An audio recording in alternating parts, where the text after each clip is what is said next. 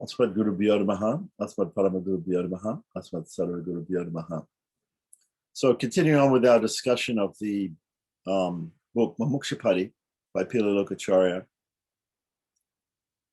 with a commentary by Manavalabha Munigal, we are discussing the Krishna Charma Sloka, which is in the Bhagavad-Gita 1866. Sarva dharman parityajya mamekam sharanam vraja aham tva sarva papebhyo mokshayishyami ma suchaha. So this is called Krishna Charma Sloka, or just Charma Sloka, meaning the final or ultimate order of Lord Krishna.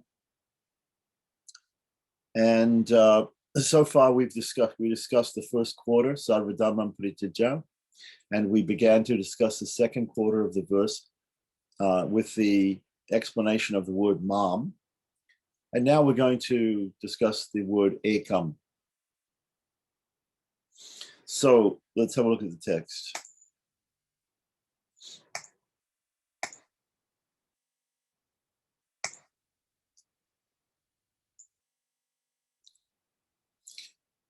So in the commentary, Manavalabha Muni says, thus he's revealed the meaning of the third word meaning mam. So what do we call it, the third word? Sarva dharman parityajya. They're actually two words. So sometimes people, if we're English-speaking people, we look at and we see sarva dharman, we think that's two words. But actually it's a compound, it's one word in Sanskrit. Sarva dharman. Parityajya is the second word. Mam is the third word. So now we have the fourth word, which is ekam. So after this, he presents the fourth word, ekam. So ekam in Sanskrit, eka or ekam means one or only in Sanskrit. So he gives the meaning. So this is text or Sutra Trunika 219. It's just ekam by itself.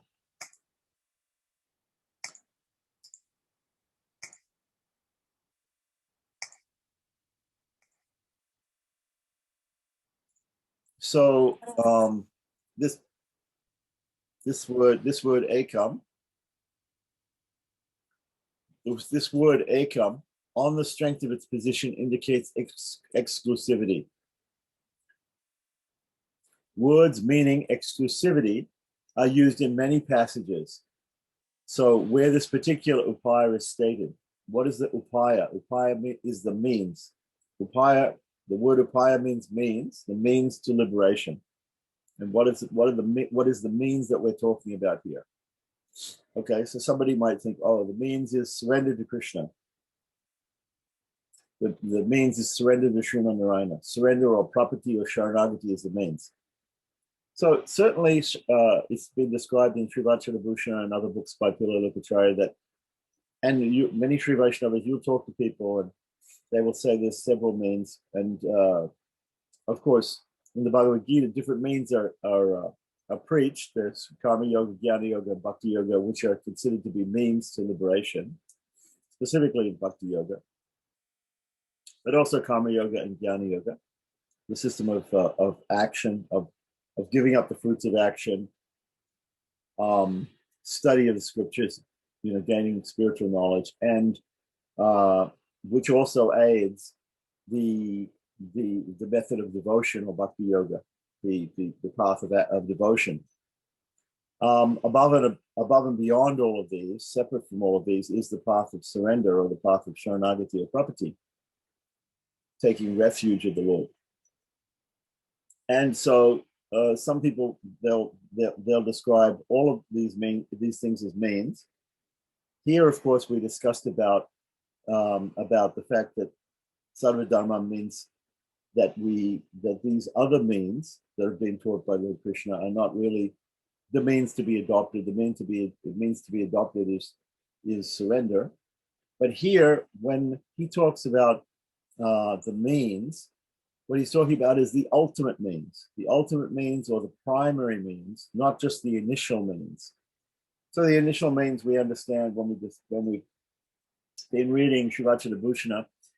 The initial means for a person to attain moksha, first of all, the person has to control the mind. After controlling the mind a little bit, he's able to control his senses. And then by controlling the mind and senses, that allows him to inquire about spiritual things. So he approaches an acharya, a guru, or a teacher, a spiritual teacher. The teacher then teaches him some things, which are, of course, confirmed by the super soul, the Lord within the heart, because all knowledge ultimately comes from the Lord, and the Lord allows us to realize the teachings that are given to us from the scriptures and by the teacher. And so these are all considered means. These are what we call initial means. Then the teacher gives him the Tira mantra, gives him the Dvaya mantra, gives him the Charmasloka mantra. At the time of formal initiation, he receives those mantras, and the same teacher or another teacher explains to him the inner meanings, the esoteric meanings of these mantras, which is what we're doing now, is we're discussing the inner meanings of those mantras, right? And so that also is considered initial means, part of property, part of Sharanagati. But finally, the primary means is the Lord himself, because the process of property is basically handing over the reins of your existence, handing over yourself to the Lord, and the Lord therefore takes charge. So somebody may say, okay, well, this word ekam means exclusivity, it means only. But there are so many means. There are so many means that we've been describing. So which one, if we say exclusively one, if Krishna is saying there's one means, then which one should we pick? Is it the guru? Is it the initiation? Is it the mantras? Is it the Sharanagati, the property? Is it Karma Yoga, Jnana Yoga, Bhakti Yoga? We've already rejected those in the first line. Sarvadharmam prityaja, they should be abandoned. So what is it? What is it that's the exclusive one? So we had a hint to it in the last word, which was mam, which says me, myself. Mam ekam, myself alone, right? So this exclusivity of the actual upaya, the primary upaya, the most important upaya, the most important means to liberation is what? Is the Lord himself. It's the Lord himself, exclusively the Lord himself. So that's why this word ekam is very important, because we realize that there are other subsidiary means. We've already discussed that Karma Yoga, Jnana Yoga, and Bhakti Yoga involve a tinge of ahankar, a tinge of I-ness and minus, in the sense that the living being feels that he is contributing to his salvation. So that when I contribute even a minute amount to my salvation, and if that contribution is necessary, right, like the baby monkey hanging onto the back of the mother monkey, if that contribution is considered necessary, then that is what we call cooperative grace. The grace of the Lord is necessary. Everybody agrees with that. Every Vaishnava agrees with that. Many religionists, they agree that you can't reach the Lord without the Lord's participation in that process, without the Lord helping in some way. And the Lord's participation is much greater than our participation in that process. So the cooperation, in the idea of cooperative grace, our participation is very little. The Lord carries. Sometimes it's described that we take one step towards the Lord and he takes 1,000 steps towards us. So he very much wants to help us in the process of cooperative grace. But this is not what this says here. This says he alone does it. He alone is the means. So we are not at all the means. None of these other things are the primary means. These may be subsidiary means, but they're not the primary means. He alone is the primary means. So then this reminds us, if we look at the first prakarana, the first part of this book, Mumuksupadi, there's a discussion of the Tira mantra. What was the Tira mantra again? It's the only mantra out of the three that has the Omkara in it. The Omkara is made up of three. Omkara or Pranava is the essence of the Vedas, and it's a transcendental syllable. It uses all of the all of the apparatus, all of the physical apparatus that we have for making sounds in the human body, the making letters or words, syllables in the human body, from ah in the throat all the way to ma on the lips and nasal passages, the m, right?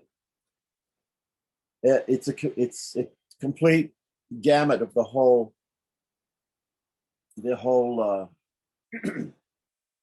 the whole range of sounds that we can make. So it represents everything. It's a transcendental syllable. So Om is made up of 3 letters in Sanskrit. So Akara, Ukara, and Makara, which means the A, the U, and the M. So when we were discussing the Tiru mantra, we were discussing this Pranava Omkara, which starts it. And in the beginning of the book, if you remember, when we discussed A and U and Ma, they all had different meanings. One of the primary meanings of the letter U was exclusivity. So this is why in the second sentence here, in the commentary, he says, thus, like the letter U of the Tiru mantra, this word ekam also gives the meaning of exclusivity. What are we talking about, exclusivity? Exclusivity in the means. What is the exclusive means? What is the exclusive means amongst all the means that we've been talking about to get to liberation? The exclusive means, the means without which liberation will never occur, right, is the Lord himself, and only the Lord himself, right? So that is he is the means. He is the primary means. So that is why he's the primary means, he's the exclusive means, right? So that is the meaning of the word ekam. This word ekam also gives meanings of exclusivity, like the U in Omkar. So as examples of this exclusivity, Pancharacharya is going to give some examples from the scripture where this is exclusivity is talked about in other places. The first example I've just gone over, the first example he gives is the letter U in the Omkara. Another example. Let's look in the next sutra about some other examples in the scriptures of where Srimad Narayana talks about exclusivity, about him being the exclusive way. So text 221, in the same way it is said, those who resort to me alone, those who resort to me alone. So the word alone here, and that quotation is coming from Bhagavad-Gita 7:14. So 7th chapter of Bhagavad-Gita, and it says, Mam eva ye prapadyante. Prapadyante, the word pad, the verb pad means to resort to or to surrender to. Right? Prapadyante is plural, third person plural, atmanepada. And therefore it means that those who surrender unto me. Yea means those who surrender unto me. So it says Mam Eva, though. It doesn't just say those who surrender unto me, it says Mam Eva. And in this case, Eva also has the same meaning as the letter U or Ekam in the Tiru mantra and here in the Charma Sloka. Mam Eva means alone, me alone. So me or only me, it means.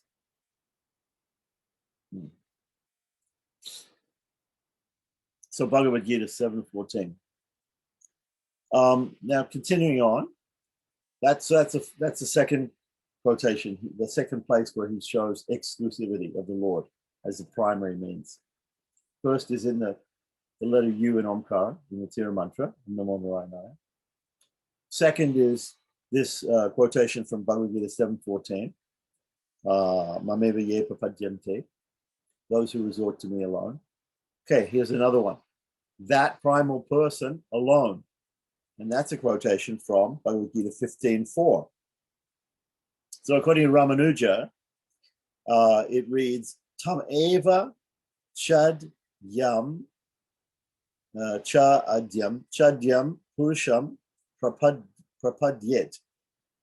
Now, prapadyet also, again, you'll notice we had prapadyante in the last one, and prapadyet, prapad, the word pad means resort to, or to surrender to, or to take refuge in. So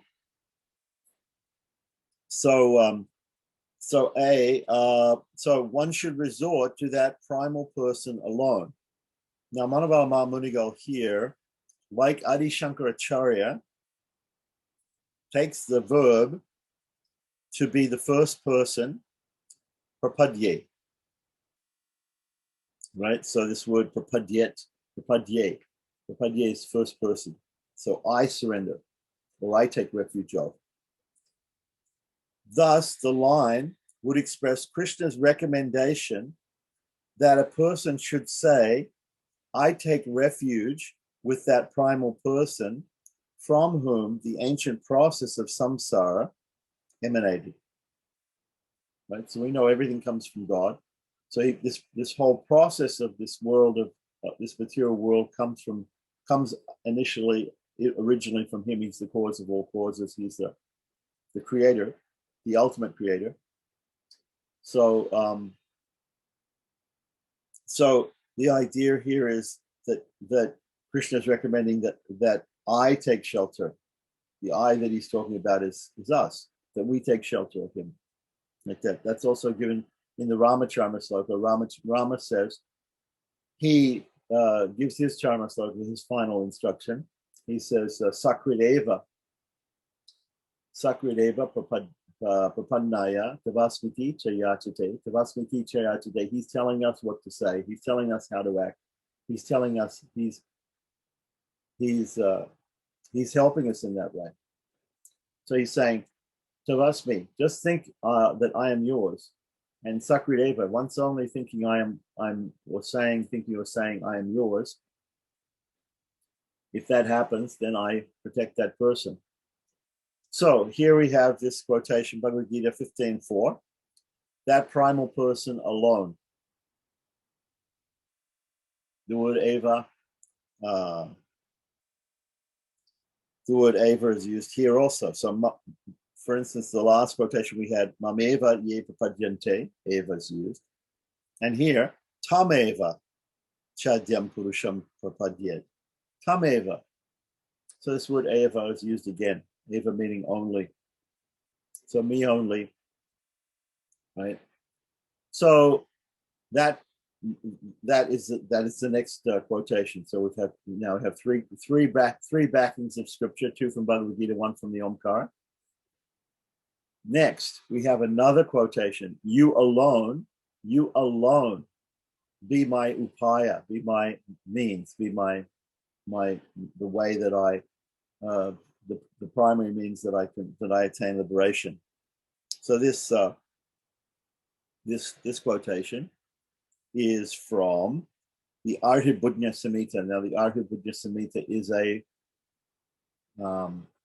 a very famous Samhita of the Pancharacharya Agama, and we know that Prapati or Sharanagati, choosing the Lord and taking refuge of the Lord as our only means to liberation, is a process which is also recommended in the Pancharacharya Agama, in the school of Pancharacharya.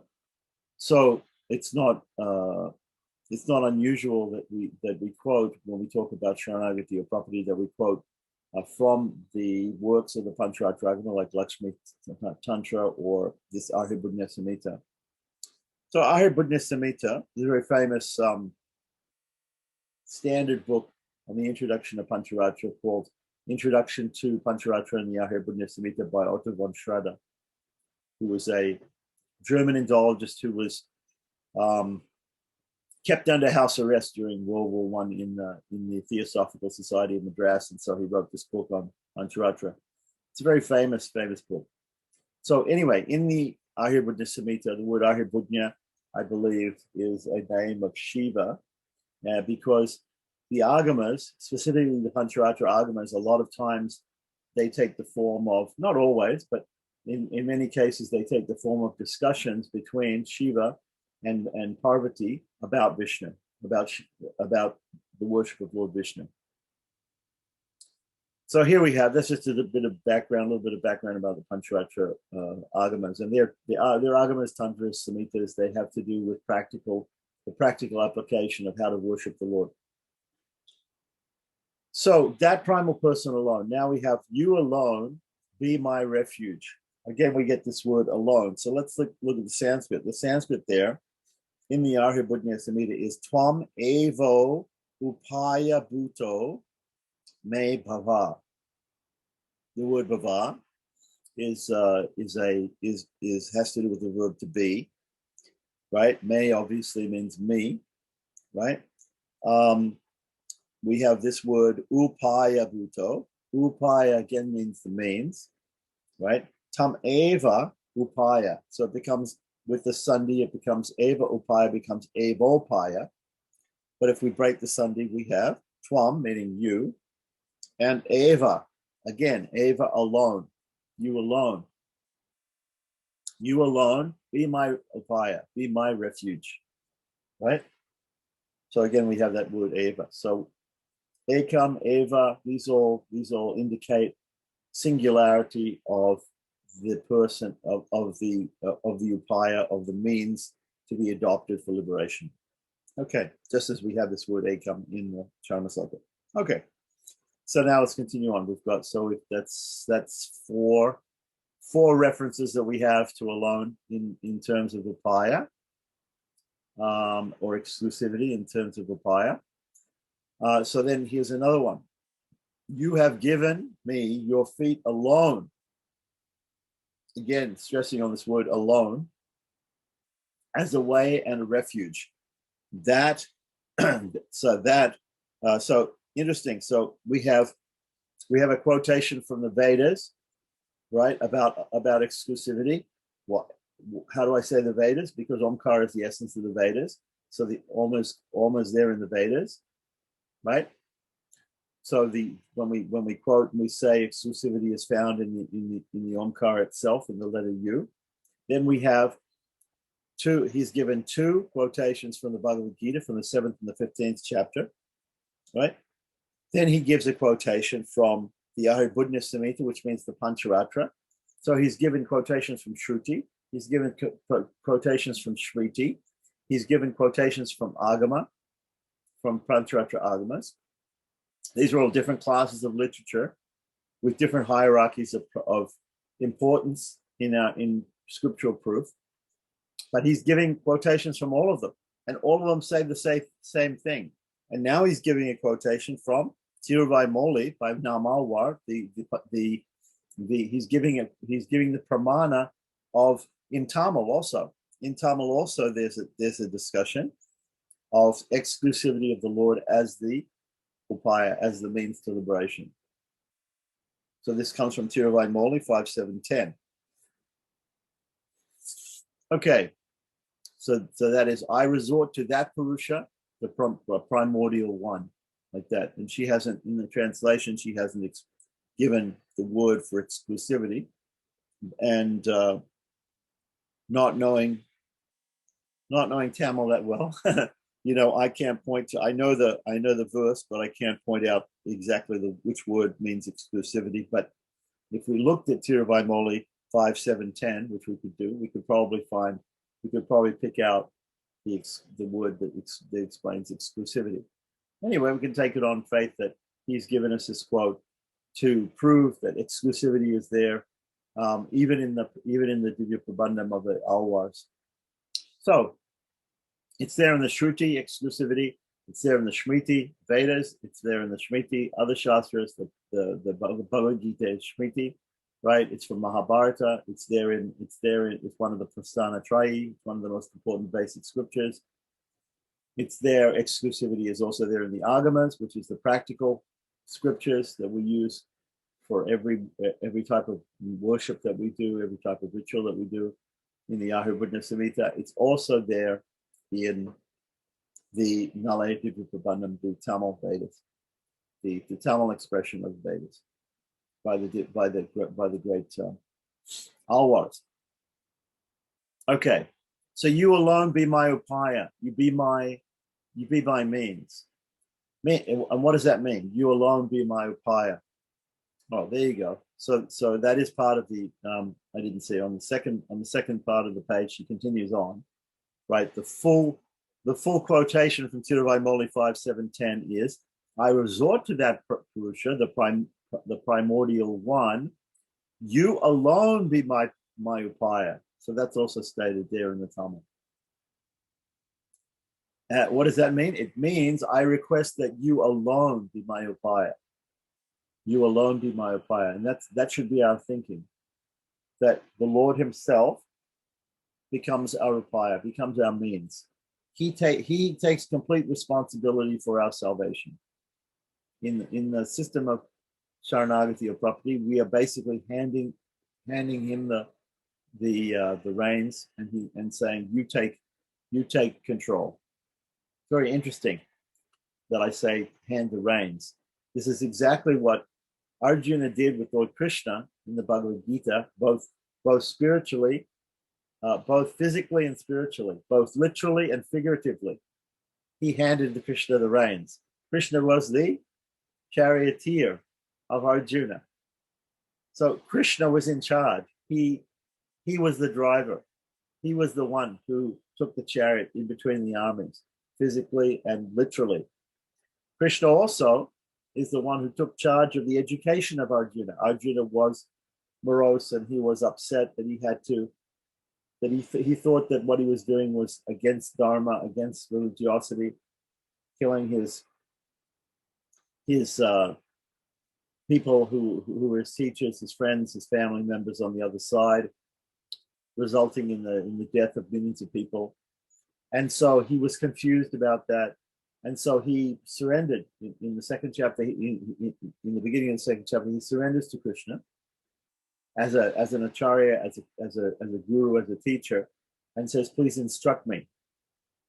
But Krishna is a supreme person, so surrendering to Krishna, even as an acharya, you're surrendering to Krishna, you're handing everything over to Krishna. So Krishna takes the reins of the chariot, and he also takes the reins of Arjuna's life, and he takes over, and he gives the instructions by which Arjuna can understand everything, and by which Arjuna is saved. He takes over and saves Arjuna. In the same way, we have to hand everything over to Krishna, to Sriman Narayana, to save us. So, you alone be my upaya means I request that you alone be my upaya. Tiruvai 5:7-10. You have given me your feet alone as a way and a refuge. Right? Means that in place of the other upayas, you have given me your holy feet alone as the upaya. Your holy feet is, we've been talking about this. Why is it that we talked about the word mam, and one of the last things that we said was the meaning of the word mam. If we just look back a little bit, we said the word mam points to his form as the charioteer, mam meaning me, him, right? So standing with the whip in his hand, holding the reins in his hand, his holy hair grayed by dust from the passing armies, his holy feet hanging down below the chariot. We take shelter of his feet, right? We take shelter of the Lord. Taking shelter of the Lord means taking shelter of his feet. Resorting to a person or surrendering to a person or taking refuge from a person means placing our head, the top part of our body at his feet, the lowest part of his body. And we know this. We've seen this before. This illustration before is given to us in the Dvaya Mantram also.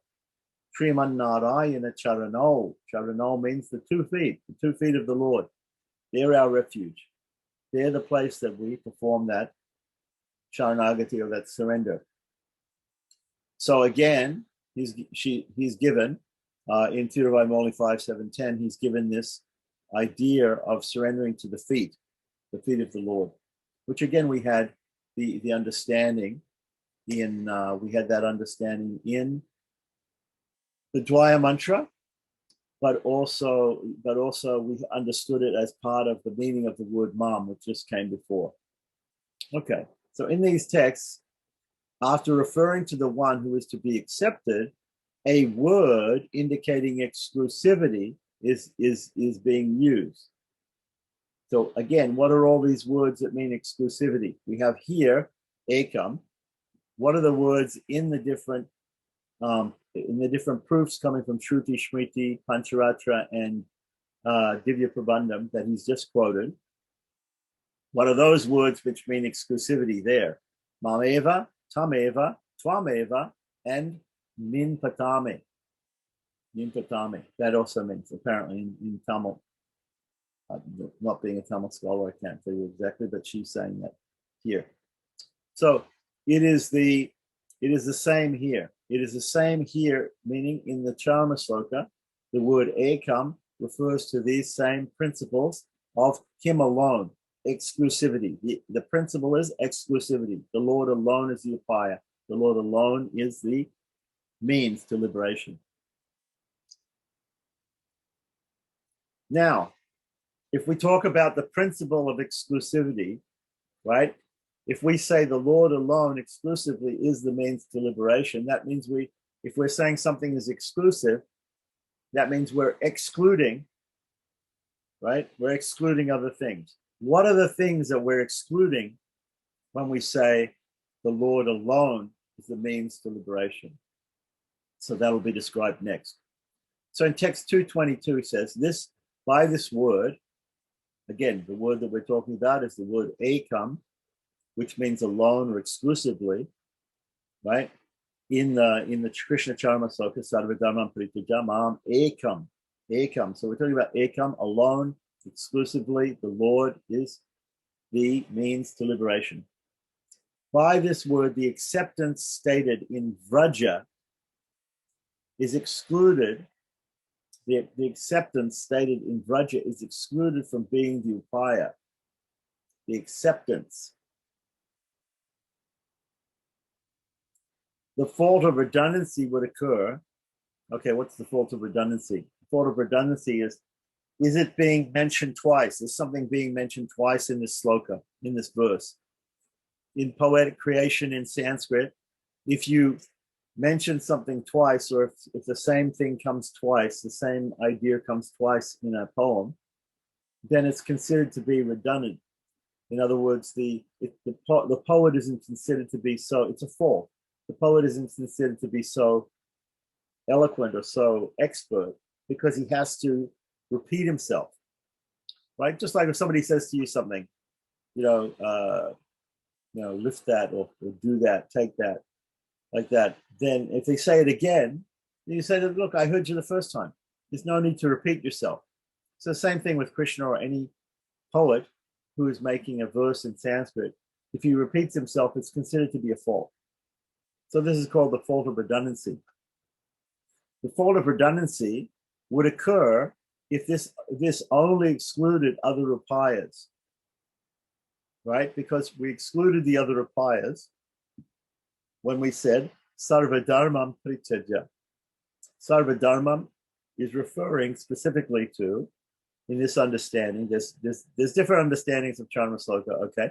So, but in the understanding about which deals with property and which we're dealing with here, that Sarvadharmam refers to Karma Yoga, Jnana Yoga, and Bhakti Yoga, these other self-initiated paths of effort, of self-effort by the soul that require us to make at least a small effort, which is inclusive of our ahankara, our ego, right? Those are to be given up. So the fault of redundancy would occur if this only excluded other upayas, right? Because we've already done that. We've already excluded other upayas in the first line. In the first line of Charma Sloka, Sarvadharmam Parityaja, we've excluded other upayas. We've said these other means, Sarvadharman, Parityaja, have to be after they're completely abandoned. Parityaja means having abandoned, having completely given up. So having completely given up Karma Yoga, Jnana Yoga, and Bhakti Yoga. And then again we say, Ma may come. Well, of course, Ma may come. Of course, alone seek surrender to the Lord. Of course, alone surrender to the Lord. Because we've given up everything else, right? So why isn't that redundant? Why isn't that redundant? So the fault of redundancy would occur if this only excluded other upayas. If this only excluded other upayas. But if it only excluded karma yoga, jnana yoga, and bhakti yoga, but what else does it exclude? What else does ekam exclude then? That we're going to talk about. And if it is taken to exclude other deities, that too has already been established by the reference to his unique form in the word mam. So when we say ekam means exclusivity, right? What does that exclude? Well, first of all, we say we've already excluded in the first line of Charma Sloka, we've excluded karma yoga, jnana yoga, and bhakti yoga. The other forms of dharma, these sarva dharmams, have to be parityaja, have to be totally abandoned.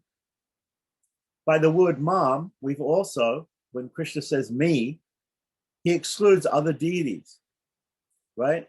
He doesn't exclude, other forms of Sriman Narayana, right? Because they're all the same. But he excludes other devatas like Indra or Shiva or Durga or even Lakshmi. He excludes them, right? He says, Mom, myself, Krishna, Sriman Narayana.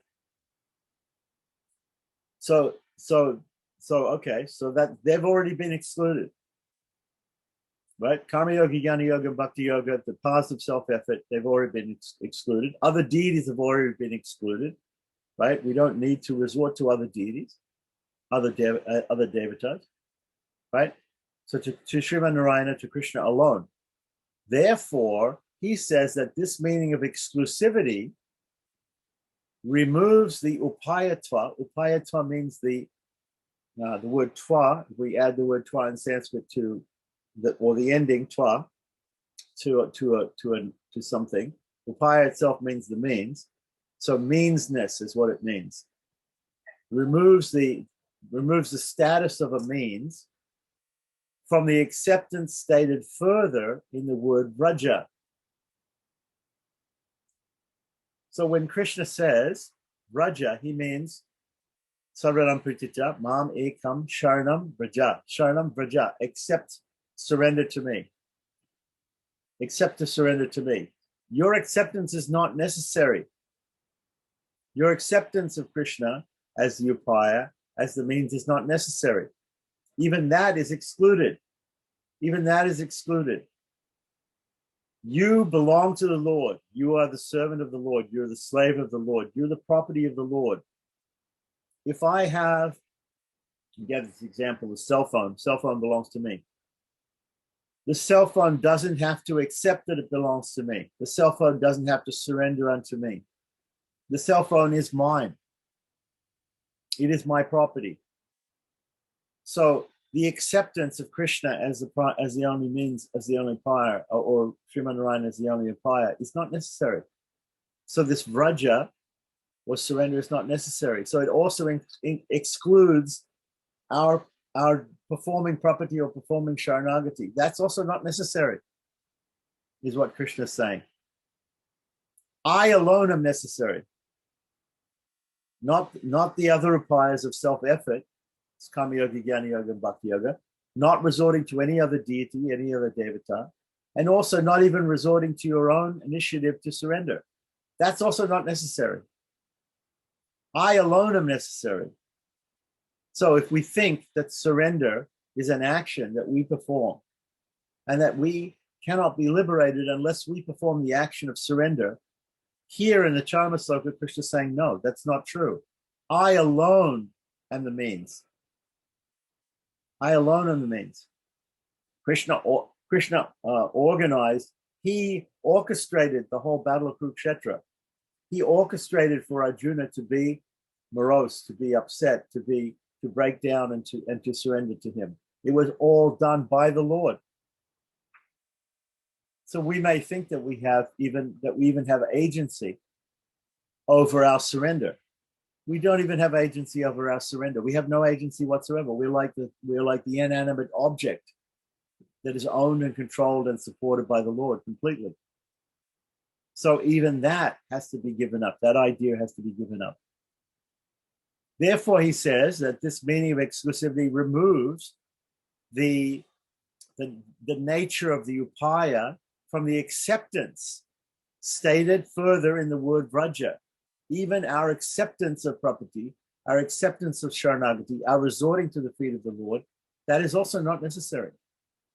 It would be possible to infer that this acceptance itself is a sadhana, right? And maybe Vedanta Deshika and the Wadagawais, they say that Sharanagati itself is an action, and therefore we perform that action. Even in the Ramacharma sloka, some people will say, oh, Lord Rama says, just say once only, I am yours, and then I'll save you. Well, what about the people who don't say that? What about the people who are dumb? They can't say that. They can't speak even. So they can't say, I'm yours, Lord. So therefore they can't be saved. In Christian terms, we say, what about the people who've never heard of Jesus? How can they be saved? The people off in the jungles of Papua New Guinea, they've never heard of Jesus. Can they be saved? Yes, they can be saved. Of course they can be saved. Can a person be saved by the Lord? The Lord can save anybody and everybody. It doesn't require the active participation of the person in any way, shape, or form. The Lord can save you. So the question is, in Sharanagati, in the process of Sharanagati, how important is it our acceptance of the Lord? How important is it our surrender to the Lord? Do we actually have to become an agent, an actor, a doer, an active doer? When we become an active doer, when we say, the cell phone is only mine if the cell phone accepts to be mine. My property has to accept, it has to actively think and surrender unto me, and then it becomes my property. No, it's my property. It doesn't have to do that. So it will be possible to infer that this acceptance itself is a sadhana. Sadhana means a path of effort, So some people, they get this wrong when they hear about Sharanagati, when they hear about property, they say, oh, okay, this sounds much easier than Karma Yoga, Jnana Yoga, and Bhakti Yoga. Let's do it. It's much easier because all we have to do is we have to surrender, but you don't even have to do that. That's what Krishna's saying here. You don't have to do that either. You don't have to make that effort. That effort is not yours to make. If you think that effort is yours to make and that effort is essential, even that tiny effort to surrender to Krishna is an effort. According to some people, they say, well, that's a sadhana. As I've described before, property is not a sadhana. It is not an effort at all. It is simply the realization that we are the property of the Lord. We've always been the property of the Lord. We always will be the property of the Lord. Right? So it's nothing new. It's just a realization of fact. Right? So if you say surrender to the Lord, it's like an order. You must do that. You already surrendered to the Lord. Right? What does Krishna say in the Bhagavad-Gita? He said, everyone follows my path in all respects. So everyone's following Krishna's path. Everyone's surrendered to Krishna, actually. Everyone's surrendered to Sriman Narayana. They just don't know it. So the process is only just to know it. To know that you belong to the Lord. To know that you're the Lord's slave and servant and property. To know that he completely controls, owns, and uplifts and supports you. The process is only to know that. That's it. Right? Whether you know it or not, you are. Right? That's the point. Whether you know it or not, whether you practice it or not, whether you try to surrender to the Lord or not, you are surrendered to the Lord. You are his property. You are his slave. You are his servant. And you always will be. It would be possible to infer that this acceptance itself is a sadhana based on positive and negative concomitants. That is, based on the fact that salvation is seen only in conjunction with acceptance. Right? So we have this idea that we can only be saved if we accept to be saved. No. What's the example I give so often about the drowning man? The man is drowning. Is it up to the man whether he's saved or not? By the lifeguard, the drowning man? No, it's completely up to the lifeguard. The lifeguard can let him drown, or the lifeguard can save him. An expert lifeguard can save somebody even against their will, even if they are hysterical and they're acting against their will. They're trying to drown the lifeguard. They're trying to drown themselves because they don't know what they're doing. They're totally panicked. The lifeguard is so expert, he can save you, even if you're unwilling. That is like the example of the mother cat and the kitten. Whereas with the baby monkey and the mother monkey, there has to be cooperation. There has to be at least that small effort by the baby to hang on to the mother's back while moving from tree to tree. With the mother cat, the baby kitten can be passive. The baby kitten can simply lie there and be picked up by the mother. But even if the kitten struggles against the mother, is actively trying to stop the mother simply comes along and picks up the baby and takes it to safety. So with or without your permission, with or without your cooperation, right? You are the property, you are the slave, you are the servant of the Lord, you always will be, right? Whether you realize it or not. And therefore, he can save you without any effort on your part at all. So it would be possible to infer that the acceptance or surrender to the Lord itself is a sadhana. Right? This is what people will say when they first come in contact with the idea of property. They think, oh, this is good. This is easier. This is also a path, and we have to make a very little effort for that. No effort at all is needed. No effort at all is needed. If we say that some effort on our part is needed, then the Lord is not exclusively the means. So we have to say so those people, they're thinking there's two means.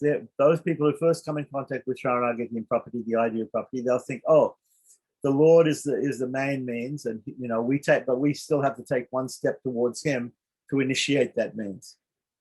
We still have to surrender to him, and then he'll save us. No, not at all. He is the exclusive means, and that's the point of the word ekam here in the Charma Sloka, or the word eva in all these other quotations, or the letter U in the Omkara. Exclusivity. He's exclusively the upaya. He's the exclusive means. So for this reason, acceptance to surrender to the Lord must be explicitly excluded from being a sadhana. So what sadhanas, what paths of effort, what sadhanas have we excluded now in the Charma Sloka? The first line, Sarvadhamam Prityaja, we have excluded Karma Yoga, Jnana Yoga, Bhakti Yoga, any other yogas, any other paths or that have been preached in the scriptures. We've excluded those. Why? Because they take a long time.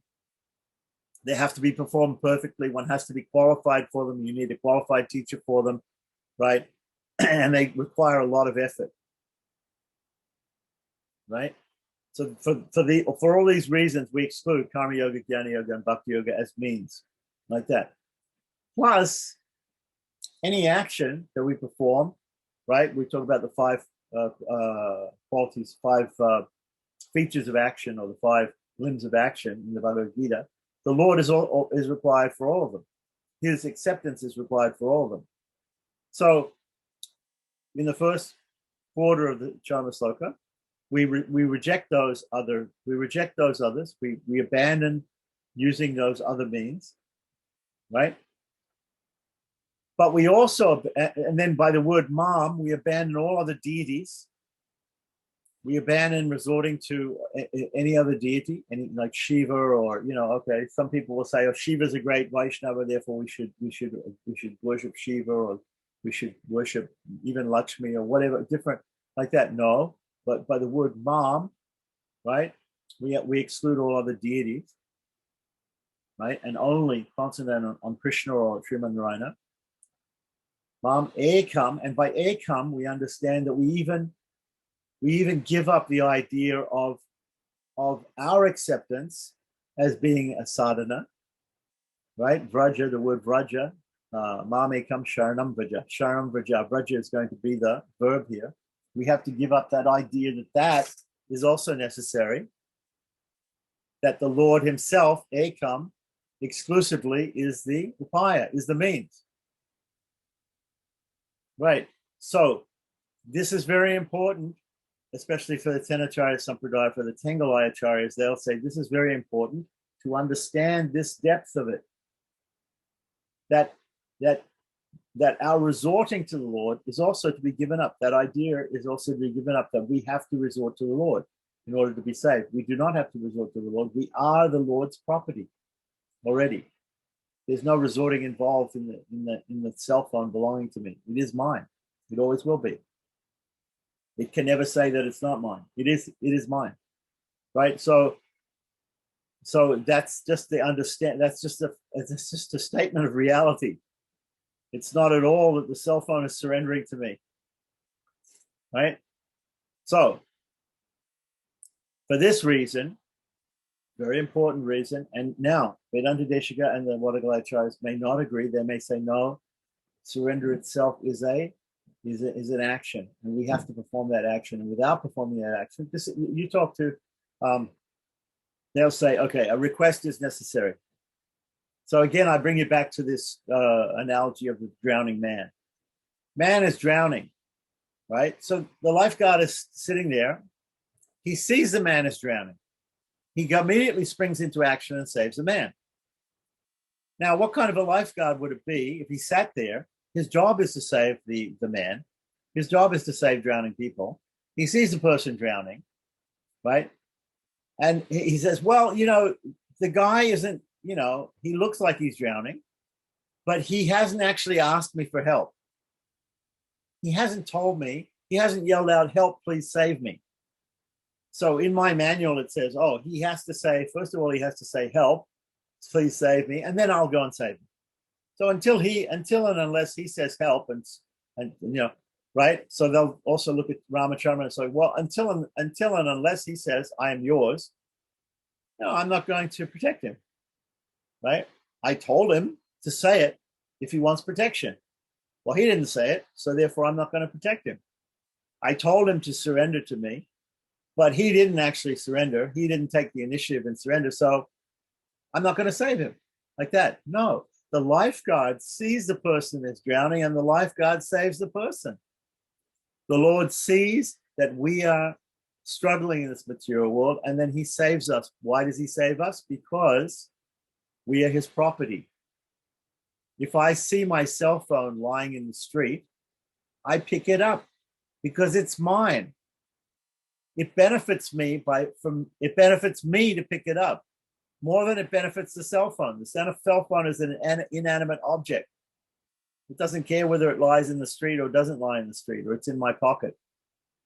But it's mine. It's my possession. Just so we are the possession of the Lord. We're here in this material world. It benefits the Lord. This is also a point that we discussed in Srivacana Bhushan. Where is the benefit?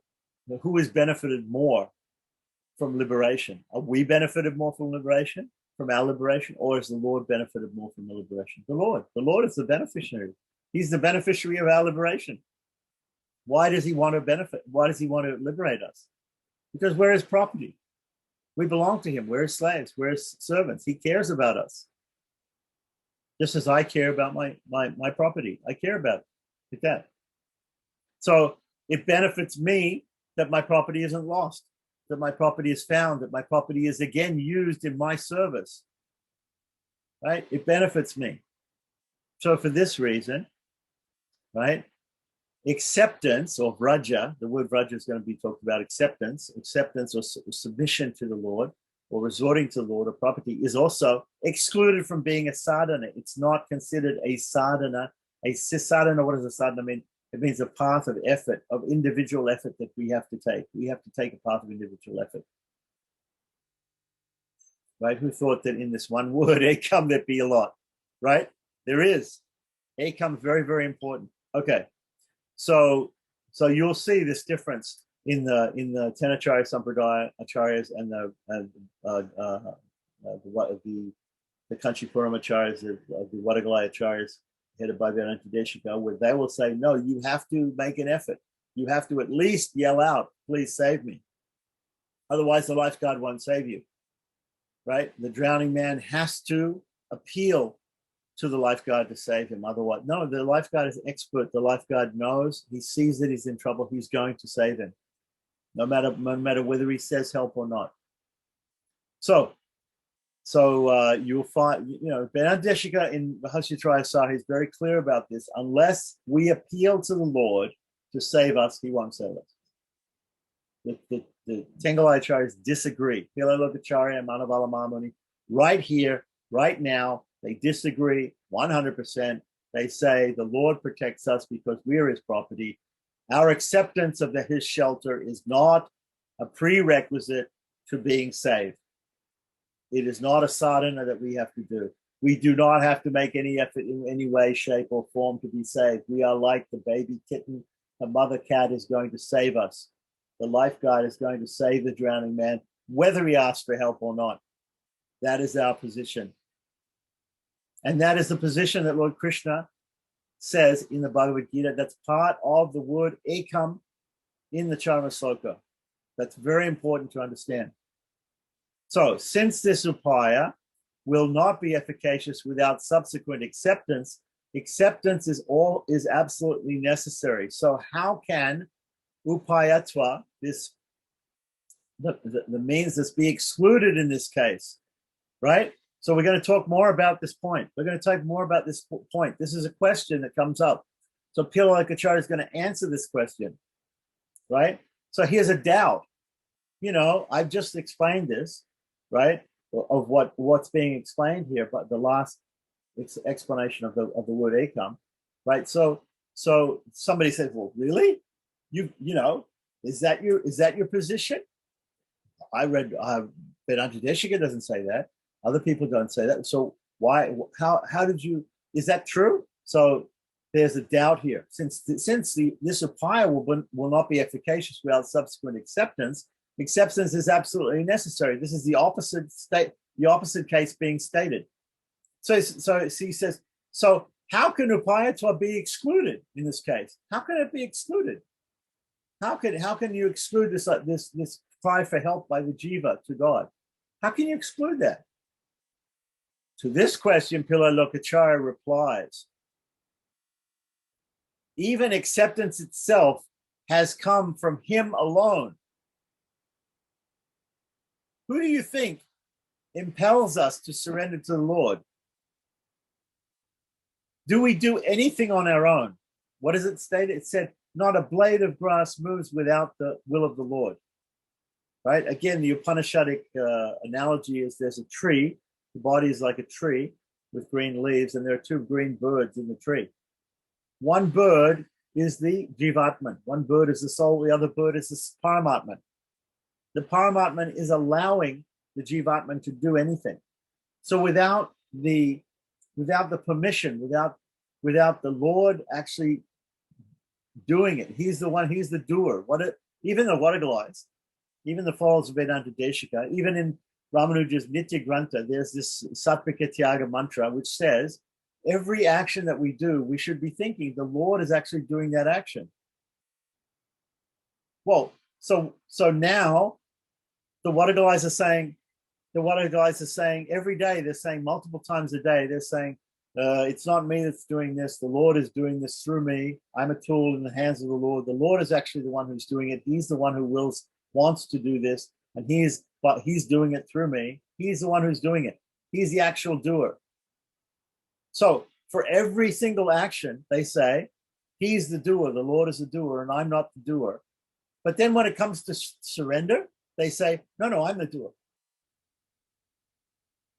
When they perform property, when they surrender to the Lord, when they do their varanyasa, which is their ceremony for property, do they do sattvika tyaga?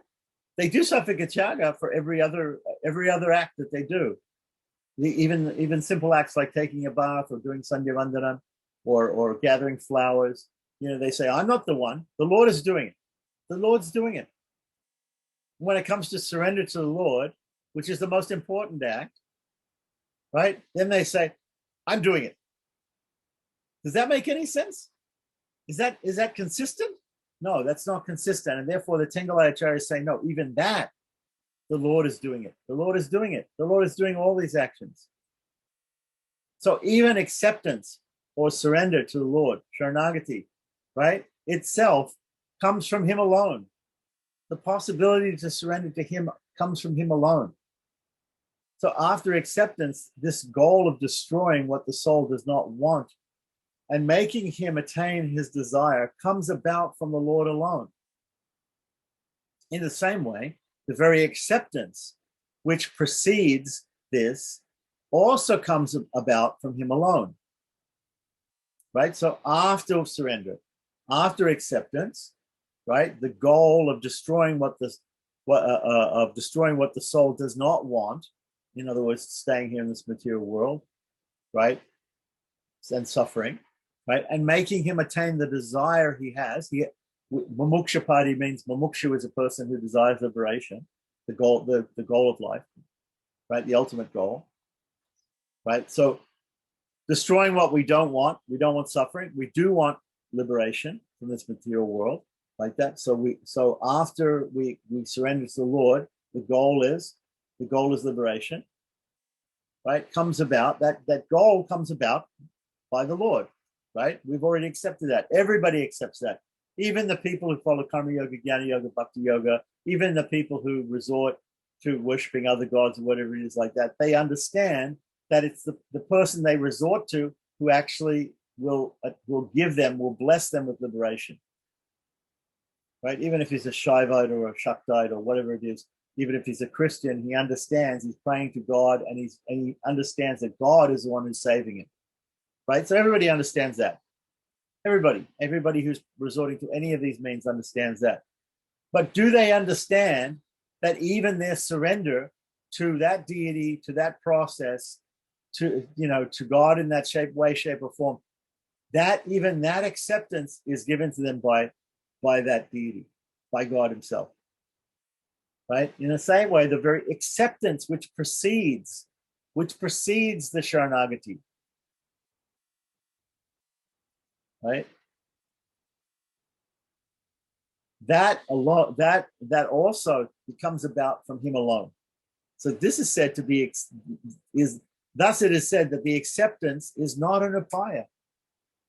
The acceptance is not an upaya. What does that mean? Sharanagati, prapati, is not an upaya, right? Up until now, we've talked about prapati, and when we first come into contact with prapati, or the idea of resorting or surrendering to the Lord as a means to liberation, we say it's a means to liberation. Surrender to the Lord as a means to liberation. Oh, okay, so then I should adopt that means.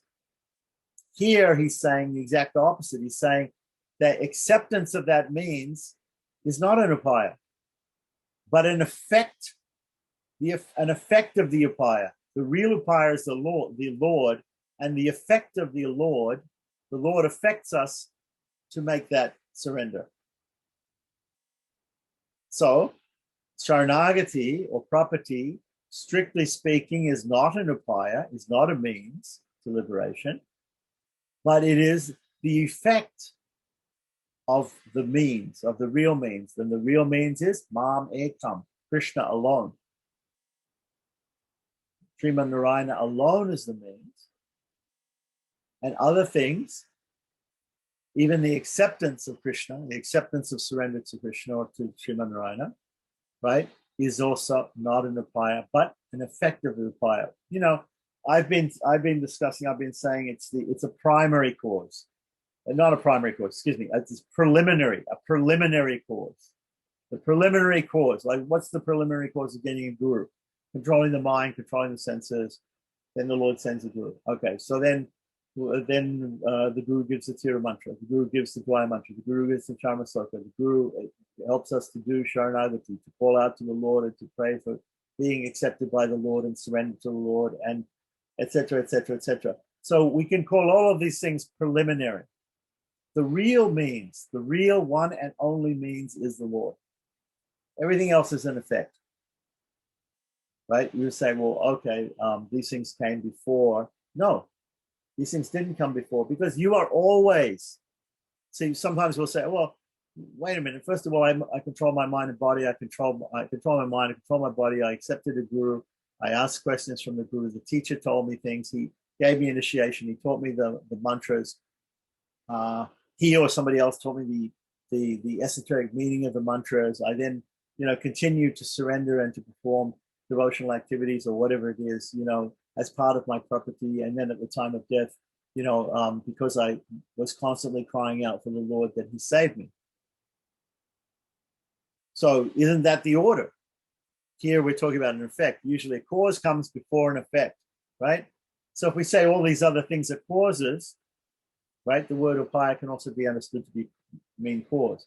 So should not the cause come before the effect? Yes. What's the original cause? The original cause is the Lord. The original cause is the Lord because he owns and controls and supports, and the soul is completely dependent upon him. So before all of this, the Lord was there, and the Lord will be there afterwards also. Our relationship with the Lord is eternal. It's, we think we're here in this material world and we think, oh, okay, now I've come to a realization that I should invest my energies in having a loving relationship with the Lord. I should initiate this.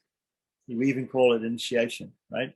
We initiate our loving service to the Lord, like that. That is already there, innate, inherent, right? The cell phone is my property. The cell phone doesn't say one day it says, "Oh, I'm going to become his property." No, it's already my property. It's already been my property since the very beginning. So when we say here that these other things that look like preliminaries are actually effects. The original cause is the Lord. What is the cause of us controlling our mind? The Lord. What is the cause of us controlling our body and our senses? The Lord. What is the cause of us approaching a guru? The Lord. What is the cause of the guru teaching us or giving us initiation? The Lord. What is our doing any form of karma, jnana, or bhakti, or any other thing? What is the cause? What is the factor that makes all those things happen? The Lord. So he is the cause of all causes, the cause of all effects. So these things are effects of him because he's the original cause, right? So thus, it is said that acceptance is not an upaya, but an effect. Acceptance is not a cause or a means, but it's an effect. Acceptance meaning surrender to the Lord.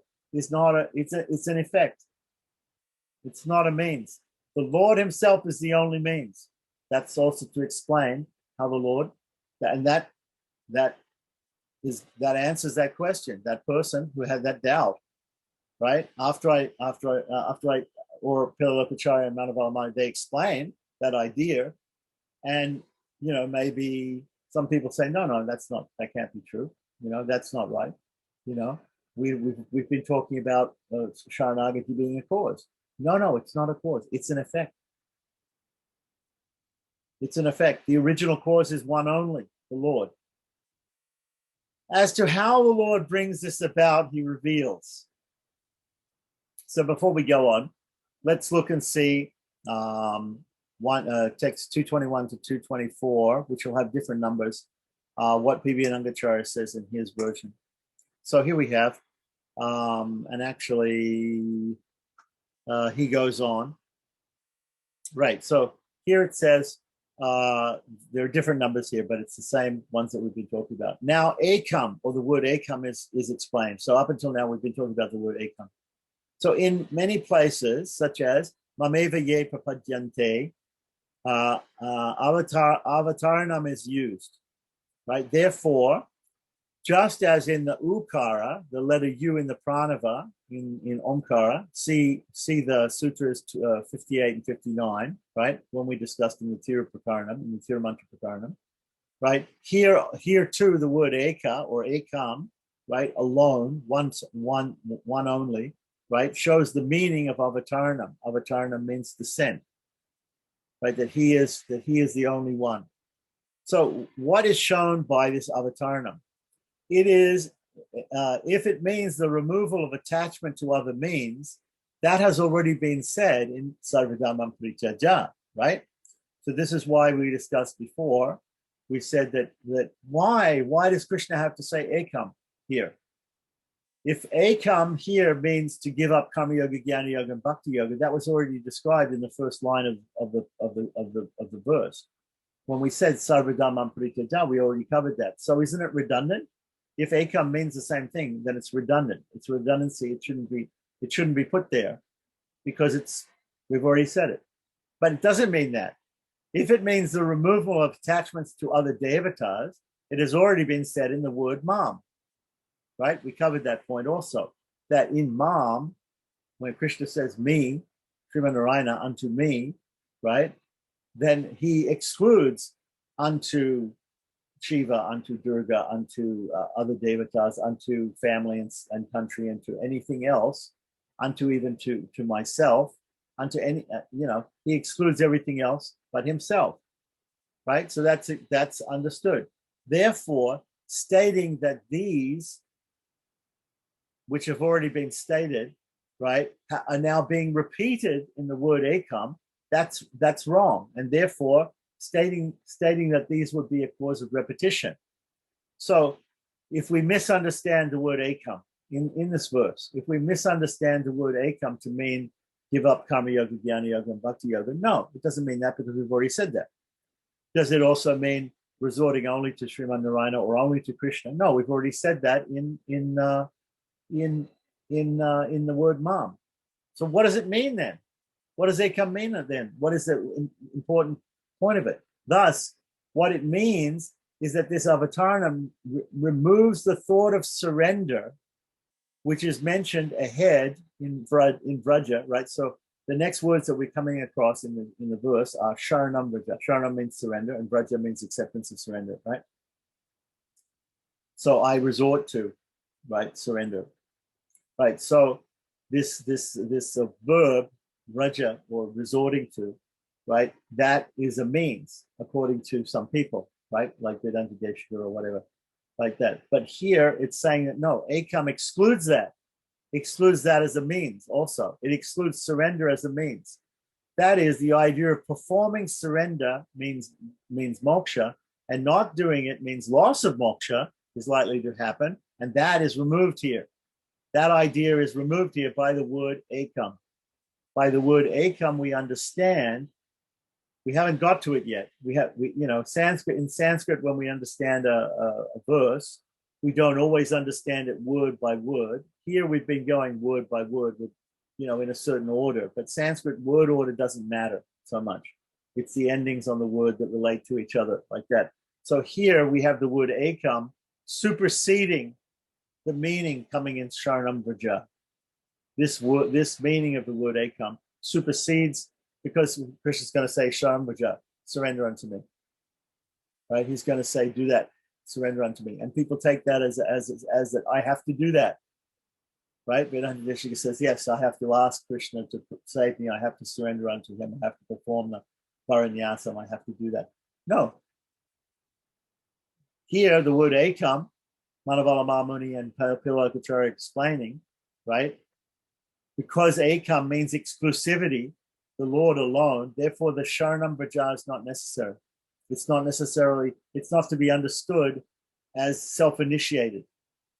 It's not self-initiated, it's God-initiated. So the Tengalai system of property is God-initiated. It's not self-initiated. If we think it's self-initiated, surrender to God is self-initiated, then we think that we're a little baby monkey hanging onto the back of the mother. That's self-initiated, saving yourself. Well, it's cooperation. I take one step, the Lord takes 1,000 steps towards me. No, it's not. It's we are the cat, we're the little baby kitten. There's no self-initiated saving at all. The mother cat is going to save us, because that is his nature as the only upaya, as the Lord is the only upaya, exclusive upaya, and we are to be saved by him alone, not by anything that we do in any way, shape, or form. Right? Therefore, we don't wait. The lifeguard doesn't wait to hear from the drowning man, please save me. He just simply saves him because he sees he's suffering, and it's his job to save him. So he saves him. So it's God's job to save us. We're his property. We're his slaves. We're his servants, and therefore it's his his business to protect his property and to save his property and to use his property properly in his service. We're being used right now in his service in this material world. This is his Leela Viruti. He's using us for his service. Remember, we have this idea of Sabogya Heta Kripa, that he enjoys actually the sins of the world. So he's using us, every one of us. This is what Krishna says in Bhagavad-Gita. Krishna says, everyone follows my path in all respect. Everybody is following Krishna's path. Krishna's making them do it. So even if we think people are doing crazy things or whatever, it's only the Lord that allows them to do that. So he has some plan. He has some plan, and he follows his plan, and that's it. We don't have any say in it like that. So let's go back to the main text. I think it's pretty clear. This is a very technical issue. Okay, so continue on with the next sutra. Right, we're still talking about the word ekam here. It is the fruit of labor, or krishi pala. Pala means fruit. Krishi means labor. The fruit of labor. He puts forth through creation, the avatars, etc. So, okay, so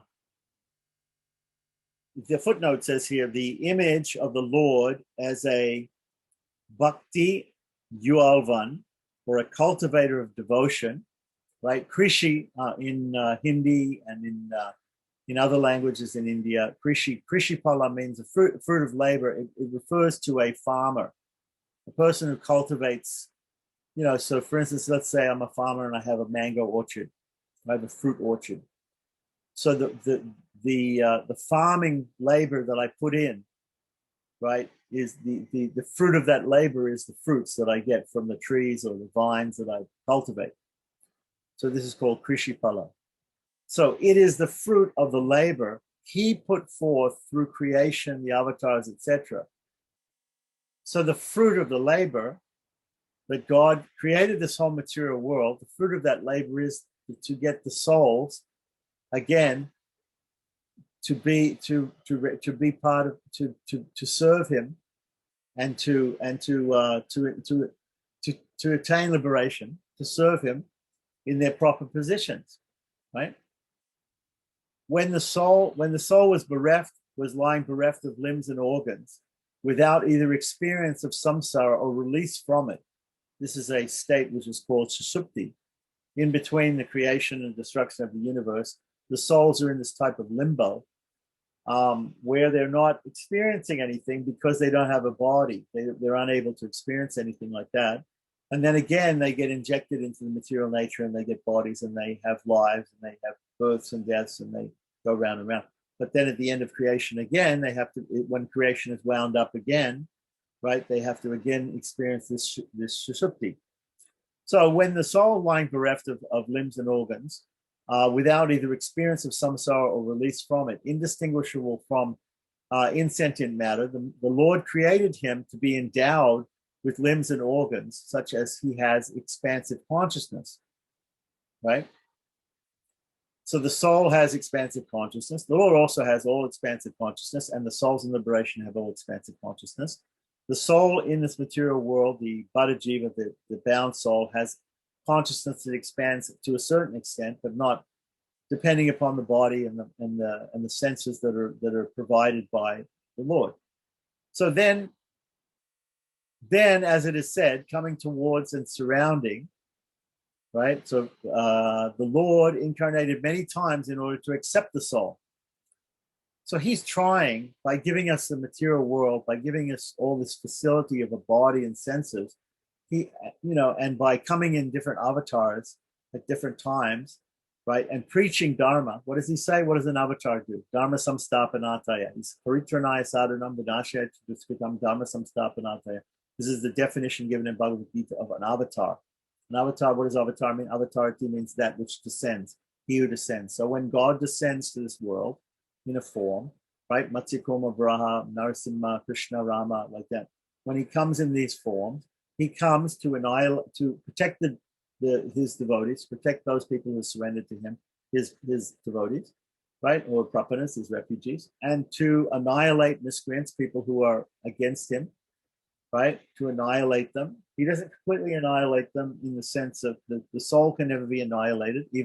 Even great blasphemers like Shishupal, who cursed out Krishna 100 times, he gave him liberation. So the annihilation of miscreants and the saving of devotees, this is all Leela for the Lord. The Lord comes here and he fights some demon and he saves his devotee Prahlad, and he comes as Narasimha and kills Hiranyakashipu. So both Prahlad and Hiranyakashipu get the same ultimate ending, right? When the play is over, everybody goes out, all the casts go out for a drink afterwards, like that. It's all over, and they all go and they enjoy, in the real world when the play is over. Okay, the real world is the spiritual world. Okay, so here we're in the play, right? So we're playing. We're playing according to the direction of the director of the play, which is God, like that. And so some of us play demons and some of us play devotees. Okay, but we're all working according to the direction of the director. That's the point.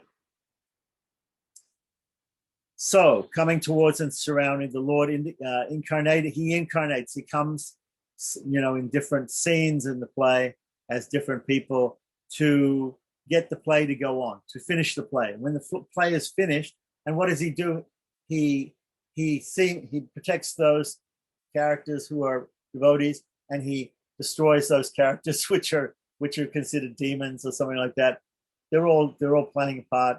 And then he comes to try to establish the principles of religion, to try to wake us up from this illusion that we think that we are the characters in the play. We're not actually the characters in the play. We're actually actors, right? So he's trying to explain this to us through the scriptures by establishing dharma, by establishing religiosity, by explaining us, by giving us the Vedas, by giving us the Shruti, by giving us Smriti, by giving us all these books, by sending acharyas, by sending people to teach us, like that. He's doing all this to get us to get the play finished with, right? And to go, and for us all to go out after the play and relate to each other in our real constitutional positions, right? When the actors are finished acting, they all go out.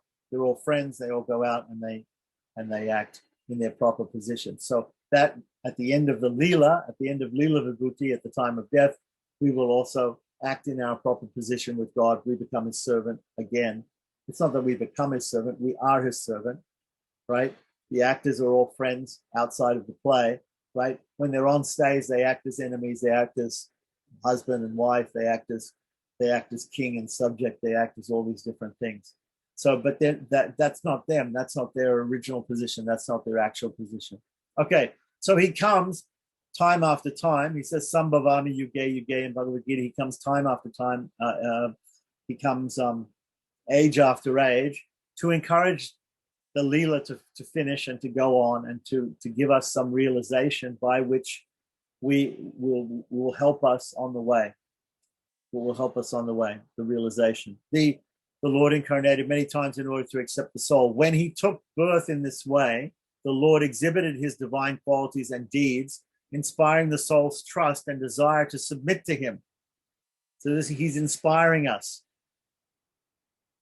Thus, this acceptance has resulted from the efforts he made in this way. He made these efforts. He made the effort of creating the material world for us, right? He built the stage. He made all the costumes. He gave us all the makeup. He gave us the scripts to read, right?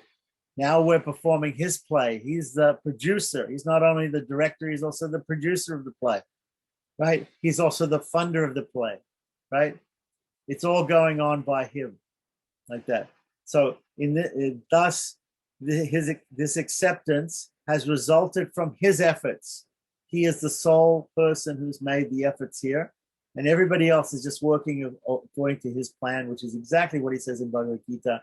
Everyone follows my path in all respects. So that is another point that's also explaining Ekam like that. Let's see what P.B. Anandacharya says about that point.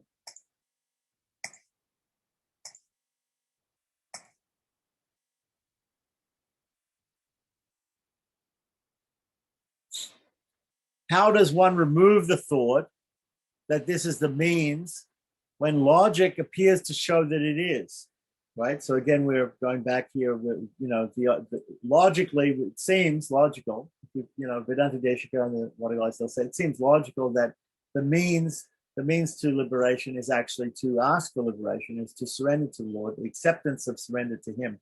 That's the means, and not the Lord himself. Okay, so once the Chaitanya performs this surrender, it is he, the Lord, who gives the Chaitanya, the living being, the Stivatman, what he needs and removes what he does not need. Similarly, the great meaning here is that the attachment to this means, which comes ahead, right, in the sloka, we have Sharanam Vraja. So we're going to be talking about Sharanam Vraja coming up after Ekam, but we still haven't finished Ekam. So this is also his doing. This is also his doing, that Sharanam Vraja, that surrender. So that is, doing this is the act of the means, not the means itself. It's the act of the means, not the means itself. Doing the surrender is the act of God and not the surrender itself. The surrender itself isn't the means. God is the means, because God is the cause of the surrender. The ultimate cause of the surrender is God. God is the cause of all causes. So therefore, he's also the cause of this cause, which is surrender. And continuing on, why does one say that the attachment to the means is his act?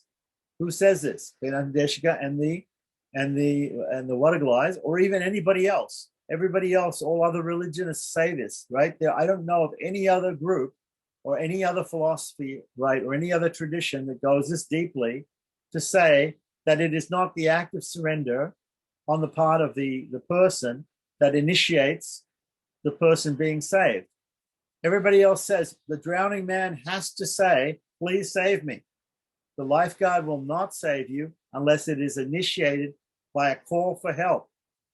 His action, God's action to save the soul, has to be initiated by a call from the soul for help. Right?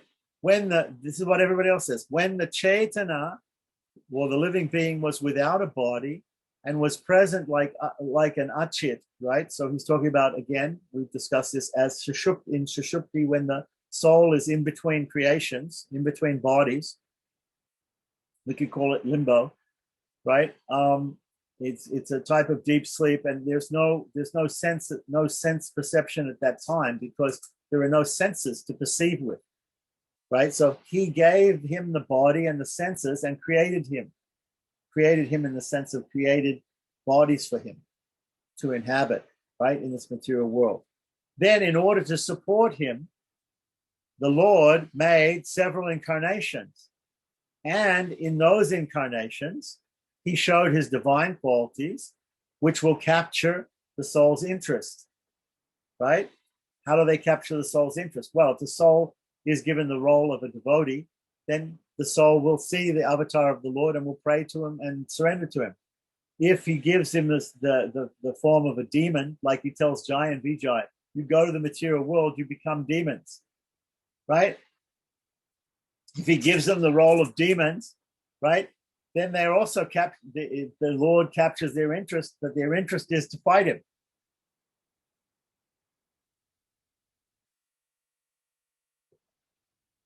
So one way or the other, everybody's interest in this material world is captured by the Lord when he comes in his avatars, or even when he comes as a great devotee to teach, like that. Some people are for him and some people are against him, but he captures their imagination. Only out of these does the Chaitanya gain attachment to this means, right? So the living being is in illusion in this material world. He's put into these different bodies. The bodies are given to him by God. And then God comes yuga after yuga, age after age, in different avatars, or he sends his teachers, he sends his devotees to teach the teachings of Dharma, religiosity, and somehow attracts the souls to be attracted to surrender to the Lord. Therefore, it is correct to say that he's actually the cause. right? We wouldn't know anything about surrender unless we read it in the scriptures or heard it from a guru. Who sends us the scriptures and the guru? The Lord. So, but for the Lord, we wouldn't know anything about this stuff. So he's the ultimate cause. He is the ultimate cause. So continuing on, is there an illustration for this? Alwar's divine words in Tiruvai Moli, Nam Alwar, right, etc., is the answer. The Alwar first points only to his act, only to his act. Okay, so this is the next. We'll see this in the main text in a minute. Alwar first points out to his act through this. We'll discuss this. Having said that, he immediately states this other thing, showing that this act too was due to his nirhetika kripa, his causeless mercy, God's causeless mercy. If it's causeless, nir means without. Hetuka means cause. Nirhetika means without cause. Yeah. So, do we have a question here or something? I'm going to mute you. Sorry. Okay, so let's start that again. Okay, so nirhetika kripa means causeless mercy. There is no cause for the mercy. Therefore, the act of the Chaitanya is to be taken as a fruit of his effort, a result of his effort. His effort is the cause. God's effort is the cause. Our act of surrender is a fruit, is not a cause. It's a result, not a cause. Okay, so we discussed that. So let's go back to the main text. Main text again is, and I want to talk about these footnotes here. So again, we had this sutra. It is the fruit of labor, Krishipala, he puts forth through creation, avatars, etc. So the image of the Lord as a bhakti yulavan, or a cultivator of devotion, who tills the soil, sows the seeds, irrigates the seeds, right? Pours water on the seeds, weeds, gets rid of the weeds, and finally reaps the harvest of devotion in souls who surrender to him, is developed in several places in the Tengalai literature. A passage from Sri Vachanabhushana 387 to 389 uses this theme to develop the doctrine of the Lord's uncaused grace, nirhetika kripa, and shows how the Lord uses accidental good deeds of his own fashioning as a final pretext to save the soul. In Acharya Hridayam, which is beyond, is the next book after Sri Vachanabhushana, right, by Pilalokacharya's younger brother, Alagiya Manavalam Perumal Nayana is the younger brother of Pilalokacharya, who wrote Acharya Hridayam, which explains further. We can say Sri Vachanabhushana explains further what's explained in Mumuksupadi here, and then Acharya Hridaya explains further what is explained in Sri Vachanabhushana. Manavala Mahamuni elaborates this theme to support the view that Namalwar's devotion was the, quote, the fruit of the labors of the Lord of all, the cultivator of bhakti, who toils for the salvation of souls, wandering around, making efforts to cultivate devotion for himself in them. And this is from Acharya Hridayam, text 104. Thus, Namalwar's bhakti was not of his own doing, but a fruit of the Lord's labors, undertaken out of his own causeless grace. See Acharya Hridayam 113. It most certainly was the upaya, the Alwar practice to attain moksha. So what is the ultimate upaya? The Lord. So now continuing on, we have explaining here that So after the Lord has given us all these incarnations, has also given us all these the bodies and senses and this material world in order to do this, right? Then, as it is said, coming towards and surrounding, right? The Lord incarnated many times in order to accept the soul. He comes and stands right in front of us in order for us to surrender. He makes it so easy for us to surrender to him. And then he allows us to surrender. So everything is being done by him. So this is a line here that we just discussed in P.V. Anangacharya's commentary here, but we didn't have in that commentary, he doesn't give the English for it. So here it's more interesting here. So then, as it is said, coming toward and surrounding. The Lord is coming towards us and surrounding us. So that's a quotation from Tiruvai 276. In every yuga, you are coming towards and surrounding me. Whatever birth I take, to show your grace to me. That is what Namalwa says. This is the destiny you have determined. So above, we've been given all sorts of proof of what the word ekam means, and there are many different meanings. And this particular meaning, which is not accepted, let's say, by the northern acharyas, by the followers of Vedanta Deshika, the Wadaglas, right? This idea that the Lord himself is the only cause, and property itself is not an upaya. Property is not a means, is not a cause, but is a fruit, like that, is confirmed by the Alwars, by Nam Alwar, in Tiruvai 276. And this is pointed out by Alagiya Manavala Parimal Nayanar, the brother of Pillai Lokacharya, in his book Acharya Hridayam, in the texts which were quoted, 94, 104, and 113 of that book. And this is what it means. Again, what does Nam Alwar say? In every yuga, you, the Lord, are coming towards and surrounding me. Whatever birth I take, to show your grace to me, your causeless grace. It's your causeless grace. I'm not asking for it, right? This is the destiny that you have determined. You are the one who are doing this. I am not doing anything. Therefore, you alone are the cause. So if I surrender, it's only because you're coming and you're surrounding me, you're giving me instruction, you're placing me in this material world, and you're coming and you're being in my face till I surrender to you. You're giving me that mercy. So it's only through your mercy, through your actions, that surrender is happening. So you are the cause of that. You're the ultimate cause, and not the surrender itself is something that I've done. So when he took birth in this way, the Lord exhibited the divine qualities and deeds, inspiring the soul's trust and desire to submit to him. Thus, this acceptance has resulted in the efforts he made in this way. Now, he cites another authority for this, right? He's already cited many authorities, right? Today, we have cited Shruti, we have cited Shmriti, we have cited Divya Prabandha, we have cited Pancharacharya Agama.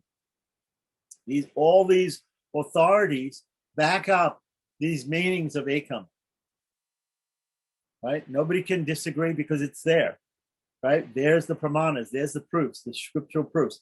He cites an authority for this idea that was just explained. And that too is but his sweet grace.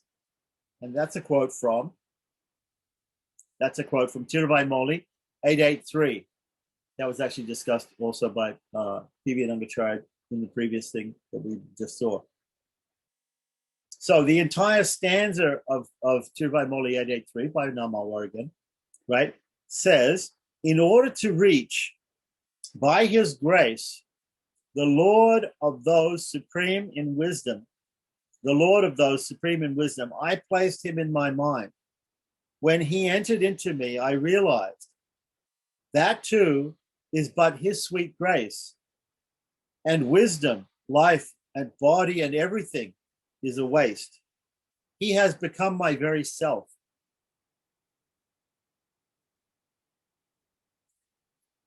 So in order to reach by his grace, the Lord of those supreme in wisdom, I placed him in my mind. Now, Malwai here says, in order to obtain by his grace the one who is the sole commander of the being and activity of the eternally free souls, the Nityasuris, who possess supreme wisdom, I kept him before my desiring mind. But after thus referring to his own acceptance of the Lord, he states, that keeping of him in my mind, right? Whatever I've done here, right? That too is by his sweet grace, by his near hetika kripa, his causeless mercy. Meaning that this very acceptance of the Lord came about only by the Lord's spontaneous grace. Right? So we call near hetika kripa, we call it causeless grace, causeless mercy, spontaneous grace, irresistible grace. Sometimes you can call it that. It's irresistible. Why? Because it's the Lord's grace. It's totally irresistible. There's no way to resist it. Therefore, we have to take it that acceptance, this sharanam vraja, of surrender, the acceptance or resorting to the Lord, or taking refuge in the Lord, or surrendering to the Lord. Acceptance too is the fruit, is the result of his labor. Krishipala. So this example, the example given here is of a farmer cultivating a crop of fruits.